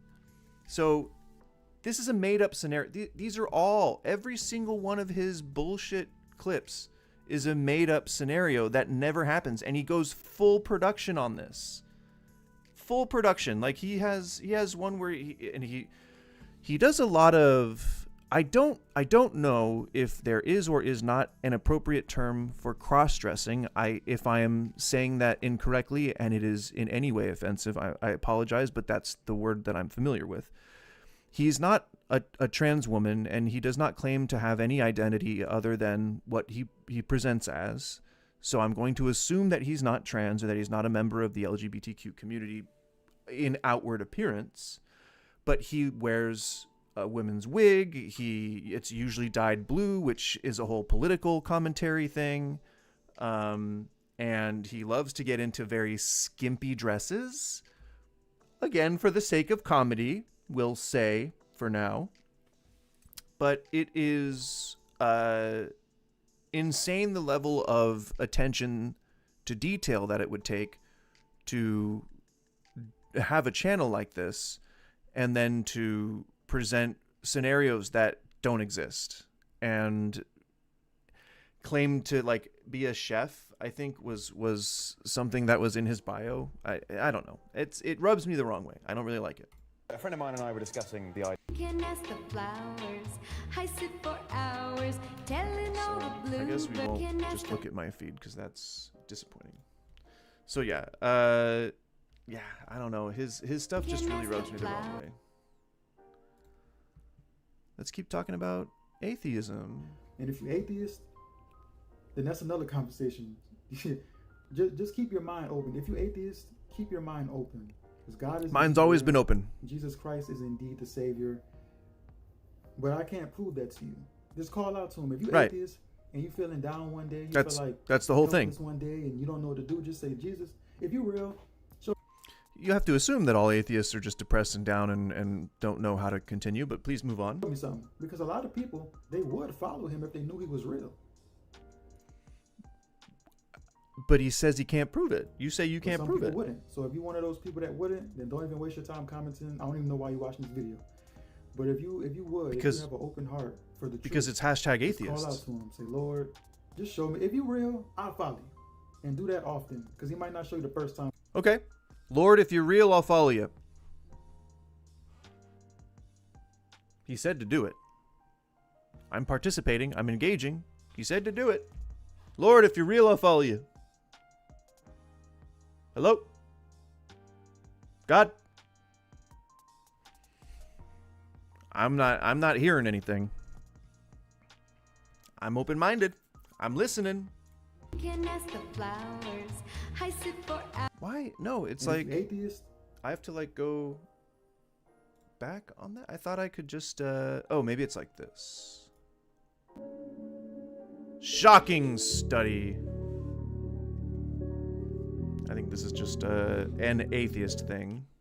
Hey, Christian, Jesus said, "Why do you call me your Lord and not do the..." You are never going to believe how these atheists became Christians. But what God did to help them believe will absolutely leave you shocked. Check this out. Anecdotal? Holy Spirit tells her, put on these leggings. So she's like, okay, same old. She goes A out, third-hand she story. starts That's always preaching. really reliable. In the middle of her preaching, and the Lord tells her to do a cartwheel. It makes no sense. Do it. She did a cartwheel. Okay, I mean, In a bid to disbelieve God, man will believe in the most stupidest of things. okay. Like what? In a bid to disbelieve God, Like what? man will believe Like in what? the most stupid. Like what? Where's it? What? I mean, you can't not say what those things are, right? What? What? I would say that the demon has nothing to gain from that. If the person doesn't believe in the devil or evil spirits, then the devil would have them exactly where he wants them to be, in disbelief. That if the person really doesn't believe, then the devil has nothing to gain from that. It's not. I don't think that it's a lack of belief necessarily. It's, well, yeah, it is. I guess it's just you're not convinced through Somebody whatever means have existed throughout history that any god is real. That's it. That's all it is. An atheistic worldview or a godless worldview, even evolutionists, they don't mind pursuing another man's wife or What? another woman's husband, because in their mind there is no God. So being right or being wrong, that's all relative. That's all pretty much. Okay. Well, there's a few things wrong with that. I'm gonna get some more water. I'll be right back.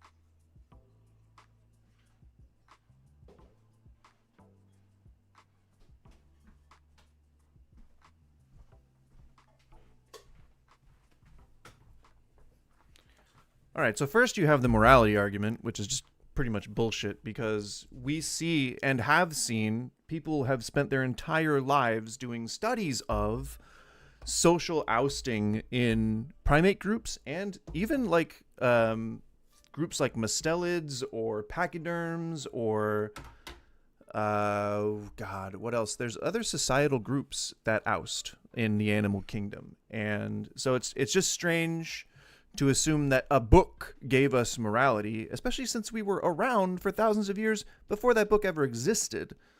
You have to be a young earth creationist to assume that it's possible that morality came from the Bible. And that's a stretch, let me tell you. And then the other thing I see here on the description, it says atheists think we're all animals. We are. The genus Homo is in the animal umbrella. It's under the animal umbrella. Vertebrates. We are vertebrates. Therefore, we are animals. It's a type of animal. So, whatever. It's a lot of like supposing. And so I think that goes on. It's important that Christians, we associate with different types of people. We need to be mindful of the people that don't have those boundaries. Oh, see, and then and then not only that, but he had to say that they just specifically are willing to. Even evolutionists, right here, they don't mind pursuing another man's wife. Like what? Where are you just pulling this from? Because morality doesn't exist. Now we're all just hunting down this guy's wife. Like what? I mean, it feels like an admission of some sort, to be honest. And decide that they're attracted to another man's wife, and if the woman seems receptive, well, they'll just move forward with that. And so we want to be. Wait, so if there's mutual interest in starting an affair, then mindful of it's the godless one's fault. That just understanding what their worldview is, because some people, they don't have any rules or guidelines, and they'll just do whatever feels good rather. But that's not atheists. Atheists live by society's rules. They live by the sort of status quo that exists in every modern society. If you do or say something that is outside of what people will accept within society, you will be ousted from society. This is why, and I think that I fight against the tide here when it comes to my personal political views. I fully believe that the freedom of speech should be absolute for the sole reason that people should be allowed to oust themselves. If we have people who want to advocate for insane things like I don't know if you can say it, perdophilia, the like of the littles. There are people who would advocate for that in public spaces if they were allowed to. I think they should be allowed to, so that we can point at them and go, that's not a person that belongs in society, and not allow them to be a part of society. Even if just by exiling them, and doesn't have to be official, but if we know the names and faces of the people that shouldn't be accepted, because they do or want monstrous things, they should be able to admit that so they can expose themselves to the rest of society. So if a Nazi wants to do Nazi things, then I fully honestly believe that the freedom of speech should allow them to do those things, as long as there's no, as long as it doesn't infringe on the rights of, anybody else. But they should be allowed to do that so that we can see who they are, and we can be like, now you're never going to get hired anywhere. You're never going to get a loan, and it's not discriminatory because what you're doing is not protected under any anti-discriminatory policies. So, sorry, you don't get to participate in society. And I would say that that's better than really any jail or any lawsuit, or if they essentially just have to be homeless now. And then the people who want to demonize homeless people really can do it, because all the homeless people would just be all the worst criminals. There you go. Bada bing, bada boom. No societal reform needed at all. Simply, what was the fix? I don't even remember what the fix was.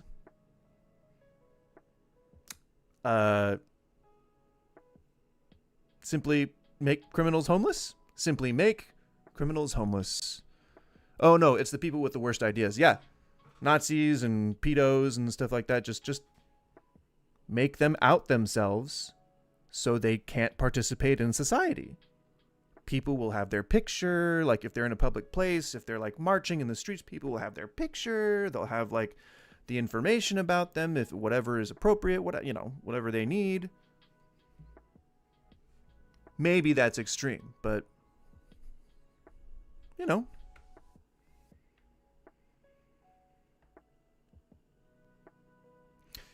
Right, but are you gonna ever stem discrimination? Like, I don't know that is. I think that's like one of those humanity problems that I don't know that we would ever be organized or cooperative enough to tackle as one people. You know what I mean? Like racism and discrimination and like the worst stuff like sexual assault, the stuff with the minors, like all that stuff.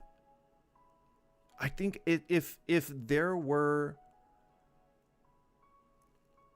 in a perfect world, it would be easy to just try to eliminate those things from society. But I don't think that that's really a possibility. Even people that would say like, oh, I've never had a criminal thought in my life, they're lying. Like I'm sure that in the deepest, darkest recesses of a lot of people's brains, there's some dark shit hiding. And I think that's always going to be a motivator for people to want to project that part of themselves onto the part of society that we're making those moral judgments against. And that could prevent 100% objectivity. But if we had like an absolute truth about who was or wasn't those types of, drains on society, maybe that might be an easier fix for now. I don't know. If we're talking being able to make sweeping global changes overnight, I mean, like, obviously this is all super hypothetical. I don't really have a solution currently to the struggles that people are going through, but gosh darn it, it'd be a good start. They all gotta go live in the goddamn forest, and then they'll be like Bigfoot and retreat into cave systems. I don't know. I don't know what would happen to the exiles of society. It might form their own society, and that would probably be bad. Isn't that what Australia did? Sorry to any Aussies who are hearing this the parents have just to now. Use their imaginations to help their children to cope with loss. I don't know that they would understand it, most parents. So, and that's explained in the article. But of course, it's pithier to have. Why is this grabbing that lie issue? What is this about atheists? No, you don't want to lie to your children in any other circumstances. And what I would say is that when we tell our children about our beliefs about loss and mourning and death, for those of us who have faith, it's not really a lie, but it is using our imagination because we really don't know for sure what happens to us after we die. So we have to use our imaginations, and it's magical. Oh, I get it. Parents have to use their imaginations. This is the whole like, well, aren't you afraid of what's going to happen when you die sort of thing? That's actually pretty outdated. I haven't really heard a lot of Christians rambling on about that necessarily. That's like kind of you're appealing to people's fear. Like it's like a fire and brimstone sort of thing. Are atheist parents lying to their kids?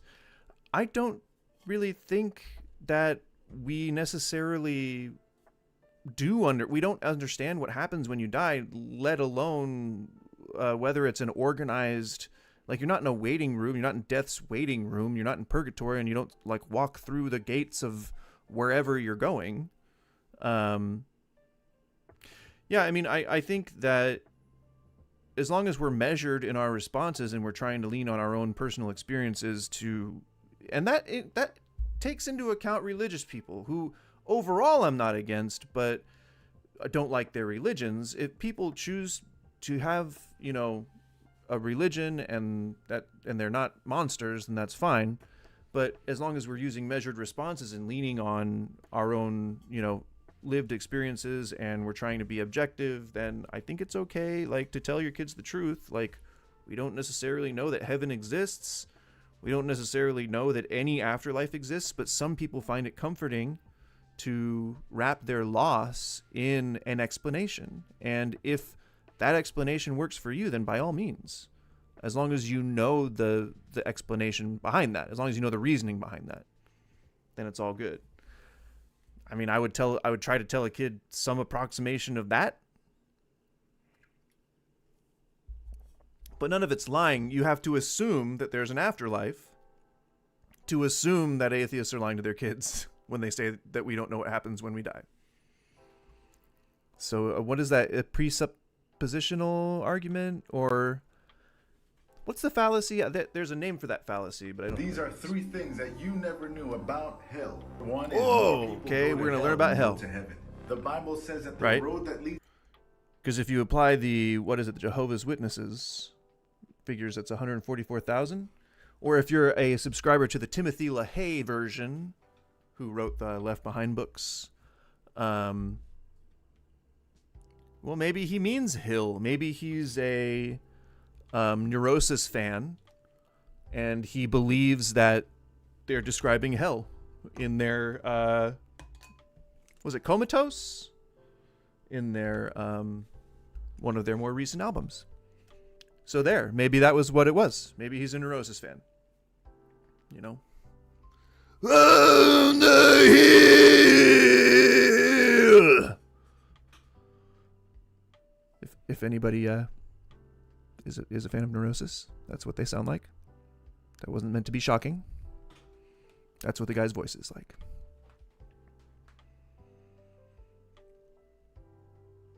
To hell is wide, and many find it. And the road to heaven is very he has an straight accent. He's got some narrow, kind of accent. but unfortunately, very few find it. 2 is there's absolutely no water in hell, which means there is no water. So here are the two things so far that we've learned about hell: that more people go there than heaven, and that there's no water, no comfort, and no relief. And 3 is that you don't have to go to hell. There's actually, and that going there is optional. Those are the 3 things that you need to learn about hell. More people are going to be there, so it's going to be a little crowded. There's no water, so it's a good thing you're already dead, because you would die very quickly. And oh yeah, no, I'm sure that there's only like 2 descriptions of hell, and it's not there. One is recounting a physical place, and then the other is Jesus recounting the story where the other guy told the story of hell. Or he says something about the lake of fire, but I don't think they ever really even talk about what hell looks like. Oh God. Get it? Oh God. So I'm not going to let this guy preach, but that's where he was going with this. So going to hell is optional. There's no water, and more people are going to be there than in heaven. Take from that what you will.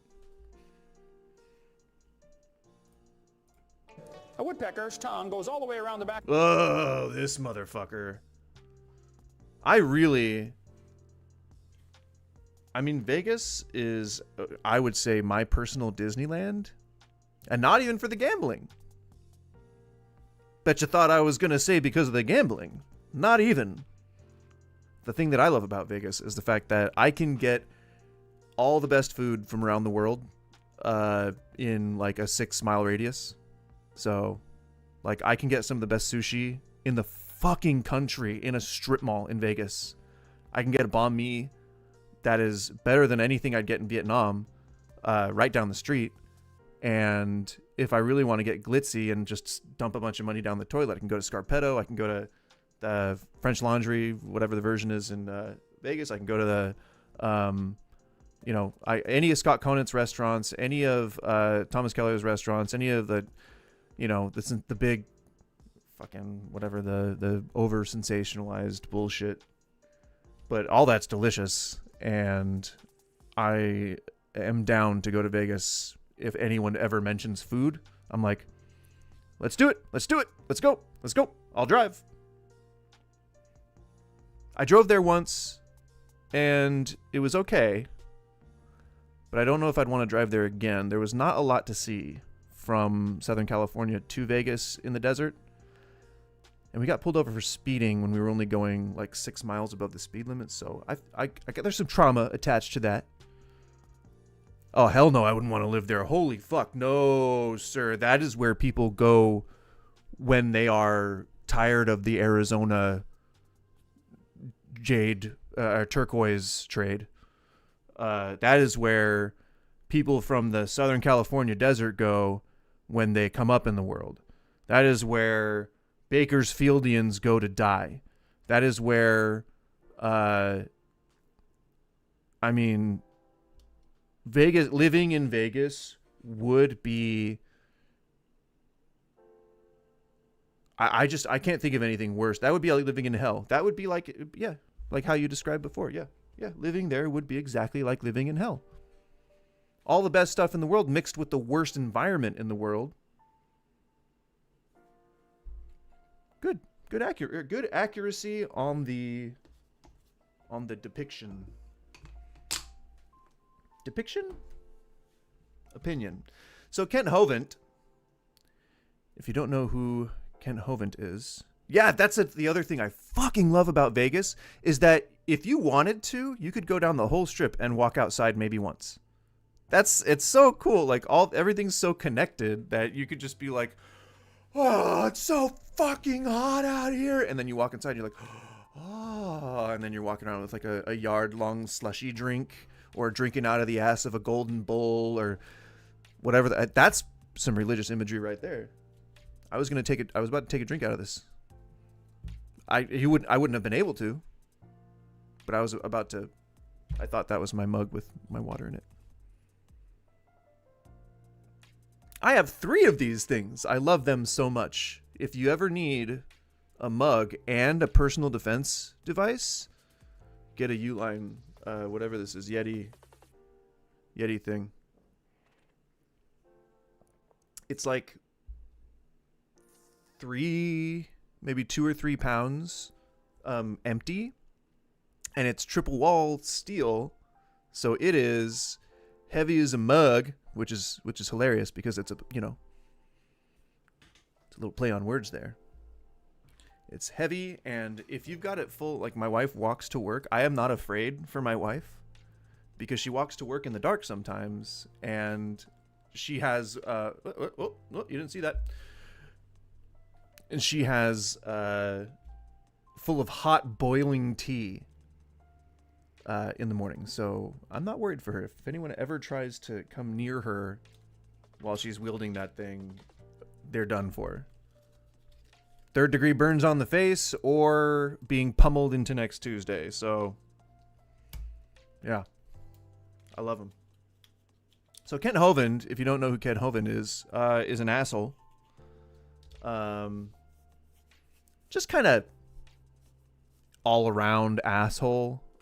He's one of the, main guys in the, Christian sensationalism, fundamentalism scene. He's been on TV for 1,000 years, which is funny because he's a young Earth creationist, so technically he shouldn't be able to do that. Or no, because in his worldview, people can live for like 1,000 years. No, that's right. He's kind of a bad man. He's kind of a bad man. So ignore that I turned the camera off. I didn't do it for any reason. But Back of his head and comes on top of his left eyebrow, left just nostril listen. here. Would you please show me any fossils that have been found, intermediate species between a normal bird and a woodpecker, with his tongue going all the way around his head? What evidence do you have of how this evolved? That question never came up. I don't know what happened to it, but I said, well, there's fossil records, and he would say that fossil records aren't accurate, and then he just keeps going around and around and around in this cyclical shit. He's been doing the same thing for decades. And yeah, I agree. I'm guessing that there's like one of those caveman reptile brain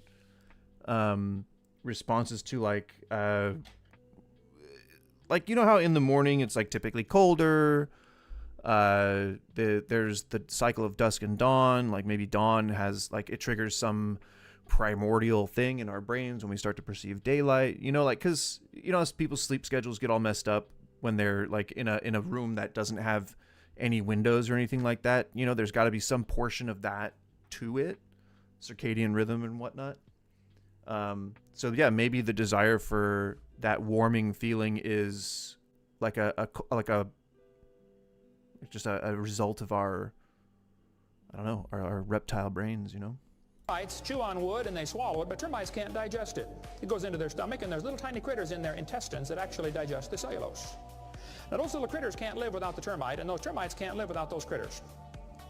Which one evolved first? If the merry-go-round is going clockwise... Oh my God. Mutualism, again, is a thing that evolves out of necessity. It's not again one of those. You have to have a basis that believes that evolution is simply random mutation in order to believe what he's saying right now, that's not what evolution is. It never has been. They follow the Darwinian model, but what is the Darwinian model? It's not used anymore. We've come way farther than that, and that's why they always point to that, because they don't have anything modern that they can point to.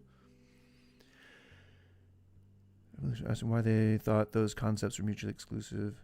They couldn't. Their God was an evolving system. Well, yeah, when I thought that there was a God, because I've never been in the camp of there is or there isn't. I've always been like, I have no idea. There could be or there might not be. But when someone presents evolution to me, I'm like, well, if there is a God, then he might have set evolution in motion. He might have been the guy digging the hole for the primordial soup to live in.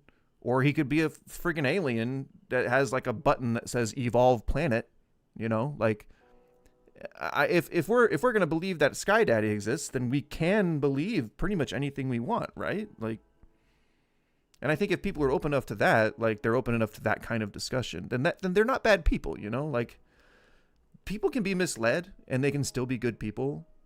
And even if it's not a misleading thing, like there are people who find religion who don't necessarily follow the specific dogma, who aren't bad people and aren't even necessarily misled. They just have those set of principles and they felt like they couldn't get them otherwise. I'm not going to begrudge them that as long as they're on a good path, you know? Give me one moment. Cheers, by the way.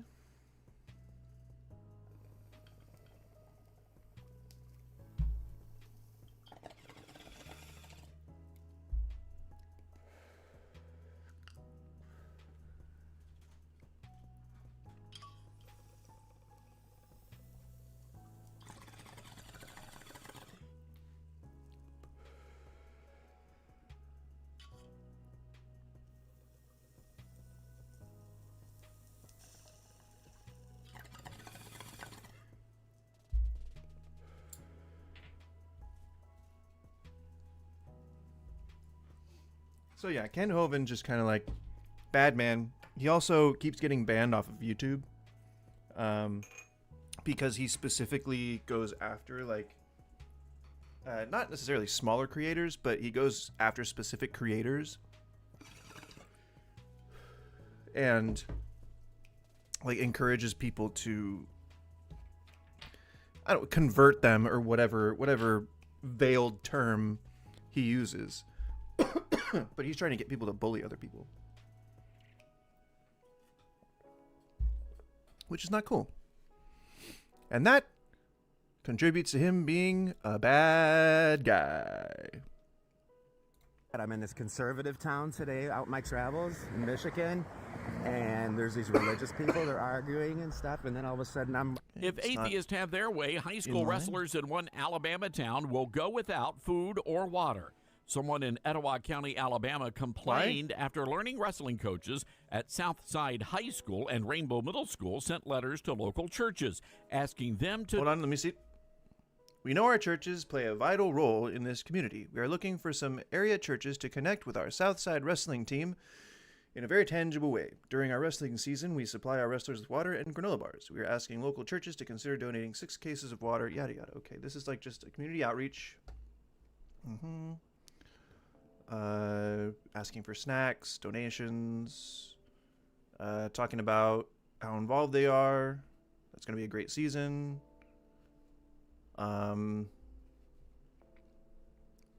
Sharing devotionals. What the fuck? Yeah, I just got there. We would like to give the churches who are able to donate a chance to speak into the lives of the students in our team by sharing a short 15-minute devotional in person or like on video. We're very excited about this opportunity again this year. We really enjoyed it last year. So indoctrination, just like they accuse the left of, interestingly enough. Look forward to connecting with you in this way. Yeah. The devotionals Donate is the problem. snacks and water. The coaches were accused of attempting to proselytize the teenage wrestler. Yeah, I mean, it's right there. A chance to speak into the lives by sharing a devotion. It's right there. That's proselytizing. That's according to the Freedom from Religion Foundation. The coaches had wanted the churches to provide granola bars and water in exchange for the pastors being allowed to address the teams. In a devotional. A 15-minute devotional, which is specifically meant to extol the virtues of God for the purposes of converting. So, you know, I've said this before about the right side of the aisle, and I think it's always a good idea to preface it with that I believe that most politicians are corrupt inherently, whatever side you're on. But I'm dramatically pausing in between ragged coughs. Why does the right always have to like make shit up or leave shit out? I don't get it. Like I believe that there's enough ammo out there against the left to say that, you know, they're like hypocrites or they're corrupt or they're, you know, nepotizers. I don't know. They're nepotists. I don't know what. I know that's not a word, but I don't know what other word to use. Power grabbers, and I'm sure some of them are criminals hiding under the radar, but the right just has to lie. Like, I don't get it. Well, yeah, that's the whole like cultish nature, or why it's more like a secret society than it is a religion. Because what is a religion than a cult that has mass appeal? That is a quote. I didn't make that up, but I think it came from somewhere. But it's true. And Christianity is one of the biggest cults out there. I mean, there's like thousands of denominations underneath the Christianity umbrella, but it started as a cult. It started as a secret society. You had to have a special handshake or a special signal in order to alert others that you were of that faith, like, because it was outlawed. So, I mean, it's gonna always be kind of cultish, and if you are able to worm your ways into the leadership of whatever governmental body you're part of, things are gonna start to get fascist real quick. So yeah, they wouldn't be cool with it if it was any other churches, and they only just kind of tolerate Judaism on the surface, but secretly believe that they're all running the world somehow. So yeah, it's sad. They got to be disingenuous. They got to like stop at paragraph 2 and be like, well, you got it's there, so technically we're telling the truth, but we're not going to talk about it. We're not going to say anything about it. We just wanted to talk to the people, talk to the kids. Say to my XJW activists out there who XJW? are creating videos and doing content out there fighting the good fight. Let me just tell you right now about your girl Kiki. I support you. Unless you are a pedo, a thief, like you embezzling and stealing some money or something, you're a sexist or a racist. What? One I'm of those four, confused. keep that shit over there. I'm not gonna support you. What's However, happening? if you want to wear all leather and a ball gag and you're getting pegged by your boyfriend every weekend, I got you. If you want to partake, in some, CBD oil or some of the ganja, okay, you can keep that over there. But hey, I will support you. That has nothing to do with What's the message here? your activism. If you were having gangbangs on the weekend, your girl may be like, well, really? but then I will still support you. I don't care what you do in your private life. It's not one of those 4. I still will fuck with you. Don't worry. I got you. I will still donate to your Patreon. I got you. What? And I would like to say to my ex-JW activists out there who are creating videos and doing content, out there fighting. I'm so confused. What the fuck was she just saying? Was she saying that there are content creators that are predators? And it sounded like she said XJW. Notice she said X because it says XJW, like on the tags. She actually said XJW for some reason. Color me confused. But I'm really trying to wrap my head around what she's saying. So she's saying that there are predators in the activism content creator, specifically XJWs, you know, like, so X justice, so maybe she's saying that they're not justice warriors because they are predators. So she's not accusing anyone specifically, though she probably, I'm guessing these are aimed at somebody. But what's weird is that I think she's describing just what she thinks gay people do, which is it starts. One of those 4, keep that shit over there. I'm not gonna support you. It starts here. However, if you want to wear all leather and a ball gag and you get This is just what she thinks that gay people do on a Tuesday. I got you.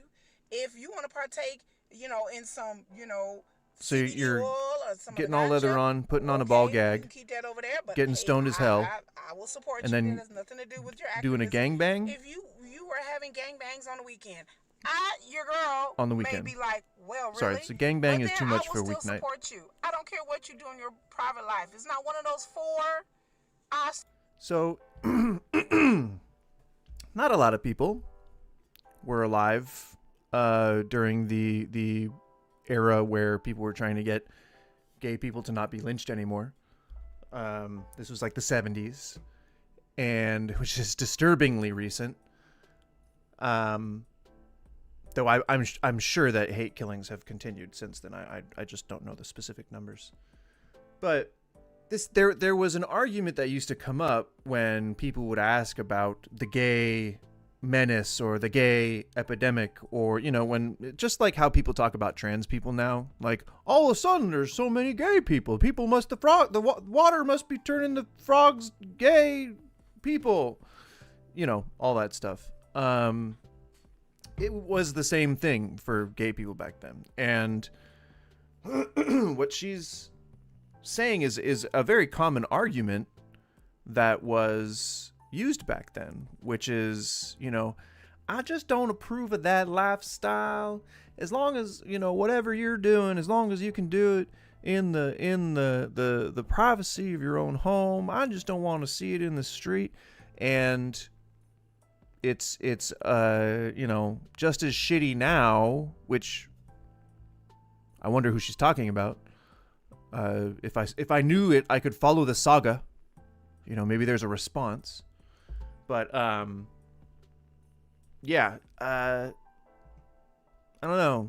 I think she's pointing some hate at someone, and then using the fact that they're gay to then point more hate at them, which I disapprove of. Throwing shade is one thing, but being a homophobic is not really the way to go about it. It's a way to go, but I don't think it's the one that I'd recommend. Kind atheists are more Christ-like than angry Christians. Right. Yes. And maybe that's what they meant by closer to Jesus. Okay, so that's along my lines. Like, I can't find the real, like, juicy stuff, and I can't read that. I don't know what it says. You know?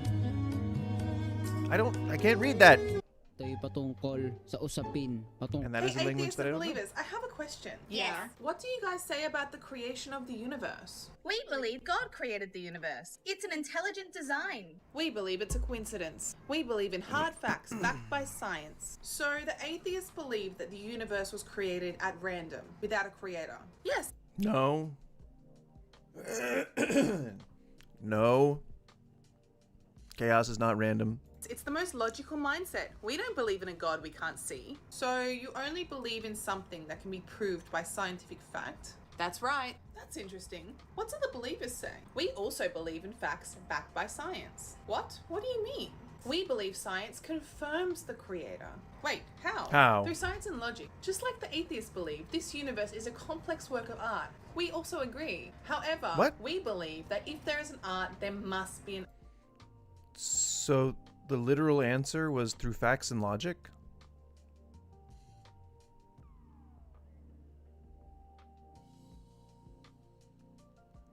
Oh, I feel so defeated. Oh my. Oh, that's a shame. Okay, well. Sorry, Lily J, I disagree. That's not. So what is the gospel, the central message in the Bible? What is the gospel? It is that we broke God's law, but Jesus paid our fine. You and I, we inherited a nature from Adam because of his sin in the garden. He disobeyed God. And when you disobey God, there's always a consequence. We all inherited a sinful nature because of Adam's sin. Every man... All right, so we pay... Hold on. So we pay for another guy's law breaking, and the law that he broke was created by his father, so there's a relational component, who is also the same entity as the guy who absolved that guy of the law breaking.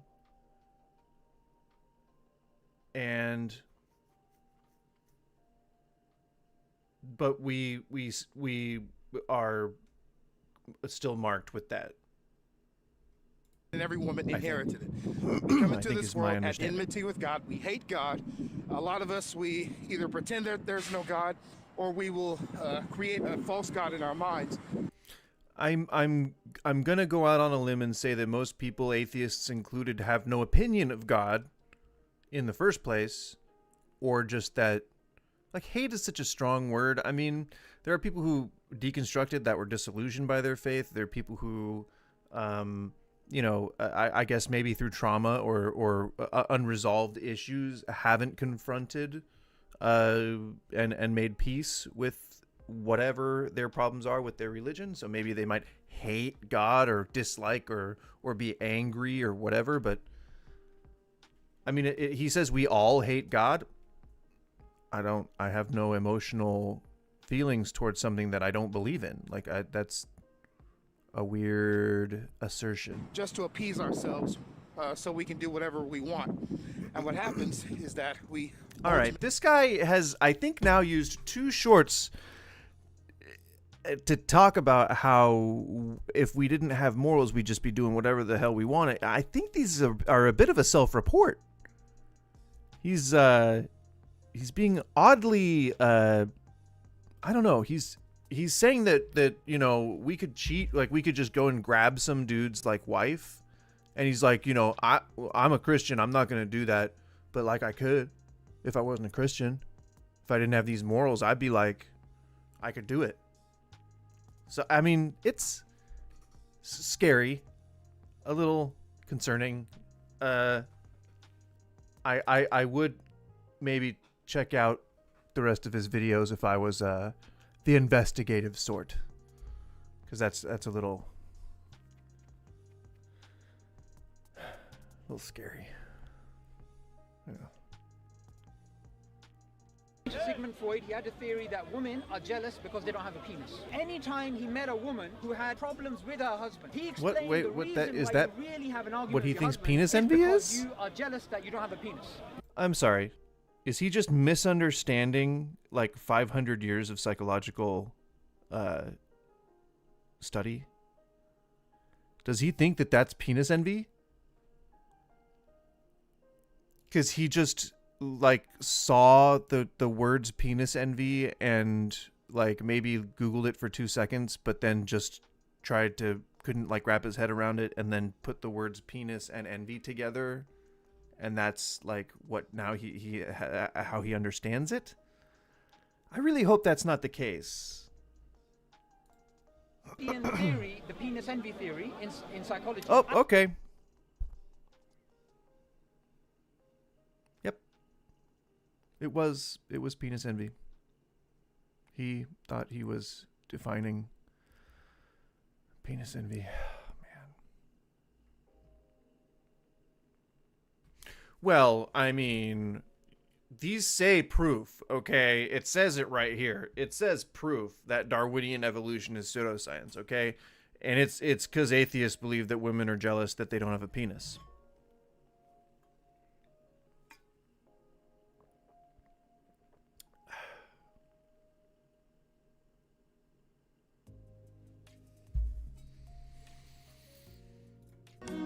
That poor man. If you don't believe in heaven and hell and all that.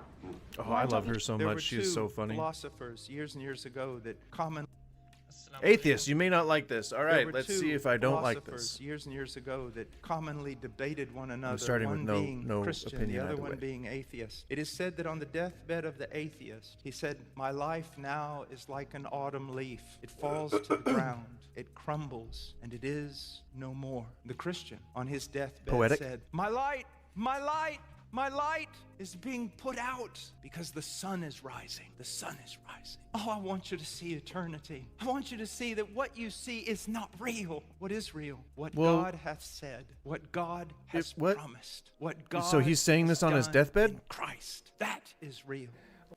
So he said that he said all of that. Those were his last words. Why did they only give the other guy like one sentence? That's kind of messed up. Shows a little bit of bias, if I'm being honest. But okay, so what's the meat Like here? an autumn leaf. It falls. I mean, that's romantic as hell. He's talking about how, his essence is dissolving, which is like, that's some clarity right there, I would say. And then this guy's like, said, "My light, my light, my." So he's shouting. Oh, okay. Yeah. Well, it sounds poetic, so that makes sense. My light is being put out because the sun is rising. Now, if you were like the interpretive sort and you know a little bit about the Bible, you know that Lucifer is the morning star, rises in the east. Anyway, he's the sun. So if the sun's rising, that means Satan's rising. So hail Satan. The sun is rising. Oh, I want you to see eternity. I want you to see that what you see is not real. What is real? What God hath said. What God hath. So maybe he's just appending that to the end of, because the guy's, if he's saying this on his death, he's like about to die. Like I maybe would have, my last words might be like, I love you to my wife or my family, or I had a good run, or maybe something clever. If, if I've thought of something by that time, or if I have the ability to craft my final words. But I feel like you're wasting it on saying, I wish you could see what I'm seeing. But 8 times more the words, and maybe your family isn't religious. Maybe there are members of your family who don't subscribe to the same God as you. You're going to terrify them. Peace and blessings be upon you. I don't know enough about Muslim or Islam. There were and there's no more down arrows. Peace and blessings. I've lost down arrows. I really want to say thank you to all the atheists. You're welcome. He says thank you to the atheist. I don't know. He was going to say something else after that, but I'll respond with you're welcome. I don't know what he was going to say. So maybe not faith. Like, I don't just want to make this last few things about just making Christians my punching bag. I don't, and I'm not educated to do or enough to do that with any kind of security that I could be like, oh, I'm right. Screw you, I'm right. Just spilled water on myself. Well, yeah, yeah. I have another account on here too that I maybe should have been using. Yeah. It's funny now. I just watch videos on my other account. It's just the nature of the beast, man. You know, you gotta deal with it. But what's with the hot topics? What are the hot topics? What are with the hot topics? Why the hell would I steal your... With Uber Eats, you can get... See, I usually watch funny stuff, so it's gonna be like half serious stuff and half memes.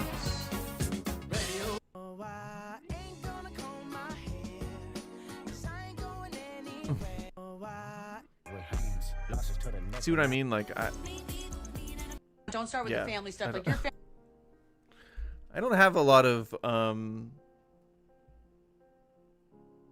like, I think I watch too many funny things. So I think like my algorithm is still pretty reliable, but it's like mixing other stuff in with it. So what's a good fucking hashtag? What do douchebags usually put in their hashtags? Like, what would just the most like douchey bullshit, like insecure person put in their hashtags?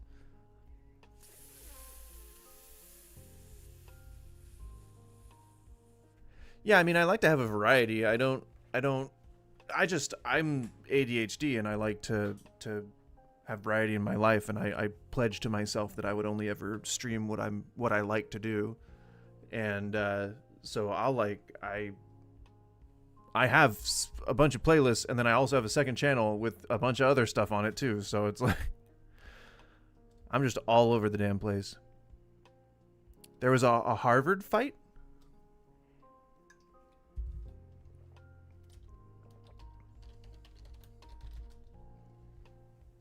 Ow, my back itches. Owie. And my back hurts. Ow, my back itches and it hurts. Ugh. Ow. I think maybe Trump would be a good hashtag, right? Because nobody that dislikes him puts that in their hashtags, and then people tend to idolize, so maybe that's good. I don't know. I'm not seeing many shorts though.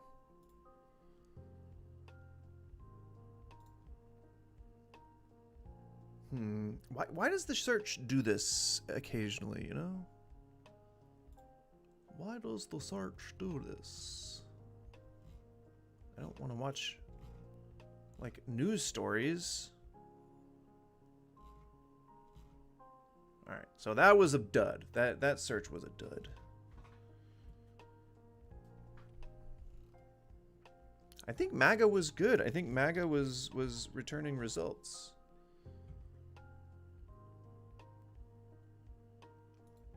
See, again, like normally it lets me play or put like lets me sort it by shorts. I don't know why that went away. And then you got to sort by upload date, right? Yeah.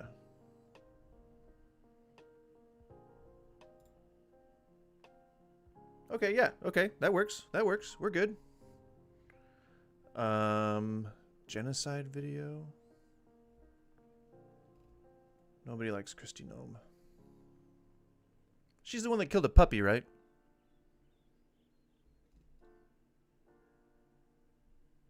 Trump winning, meaning going after someone that prosecuted him. That's super cool, I guess. Revenge is super awesome. Totally love when people Seek that revenge. Ew, Trump love you. Gross. Get off his D. I know I may not have everything I want, but I got everything that I need. This channel is Trumpaholics 919. Wow. Wow.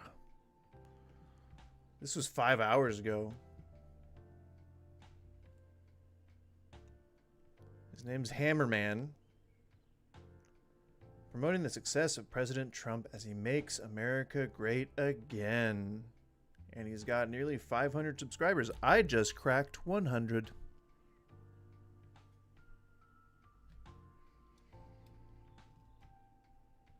My God. All right. Well, what do you got to say?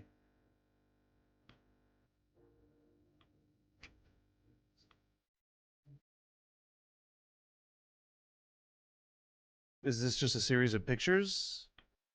So he's actually in love with Donald Trump.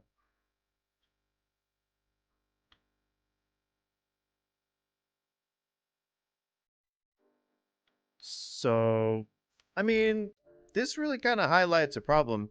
And I don't know enough about the struggles of the black community to speak on black issues, but there is a very large stigma, as well as with the rest of society, especially conservatives, surrounding being okay to be gay, citing the unfortunate existence of the DL community. If you know, you know. People should just be able to live their truths and should just be able to live their lives without fear of any kind of reprisal, religious or cultural, social, whatever. And on that side of things, because of that fear, because of that idea, there are a lot of people, and I would argue overwhelming number of people who might feel trapped in an identity that they don't feel fits who they are, if that makes sense. And so I think that the devotion that we're seeing from a lot of more masculine presenting people on the right side towards Donald Trump might be some way of allowing that to channel into what they believe is a more productive means than accepting who they are. Just gonna leave that hanging. That said, I love that I just called most of Donald Trump's supporters closet cases, but that's where we're gonna leave it. This is a fantastic place to stop. So, yeah, it's almost 2. We're butting right up against the 2 o'clock hour. So yeah, just a series of photos. Anyway, thank you, Cynical. Thank you, Amy, if you're still here. And anybody who happened to drop by, anybody who's still here, thank you guys for joining me today. Tomorrow I'm taking the day off because it is my wife's birthday, and we're going to go eat sushi. And it's going to be delicious. We're probably going to get sandwiches today. I might be able to convince her. If we can find the right ones. That's the matter at hand. Finding the right sandwich. For the data gods, I am just going to say like and subscribe again, just so that I can be doing the thing that I'm supposed to be doing. And then I'm going to say thanks. And then I'm going to say bye-bye. And I'm going to say see you guys on Tuesday. Wednesday. Maybe if I took the day off tomorrow, then maybe I'll stream Tuesday, do like a day early or something like that. I don't know. We'll see. We'll see what the way that the winds blow me. Well, don't want to end it on that. We'll see how the winds drift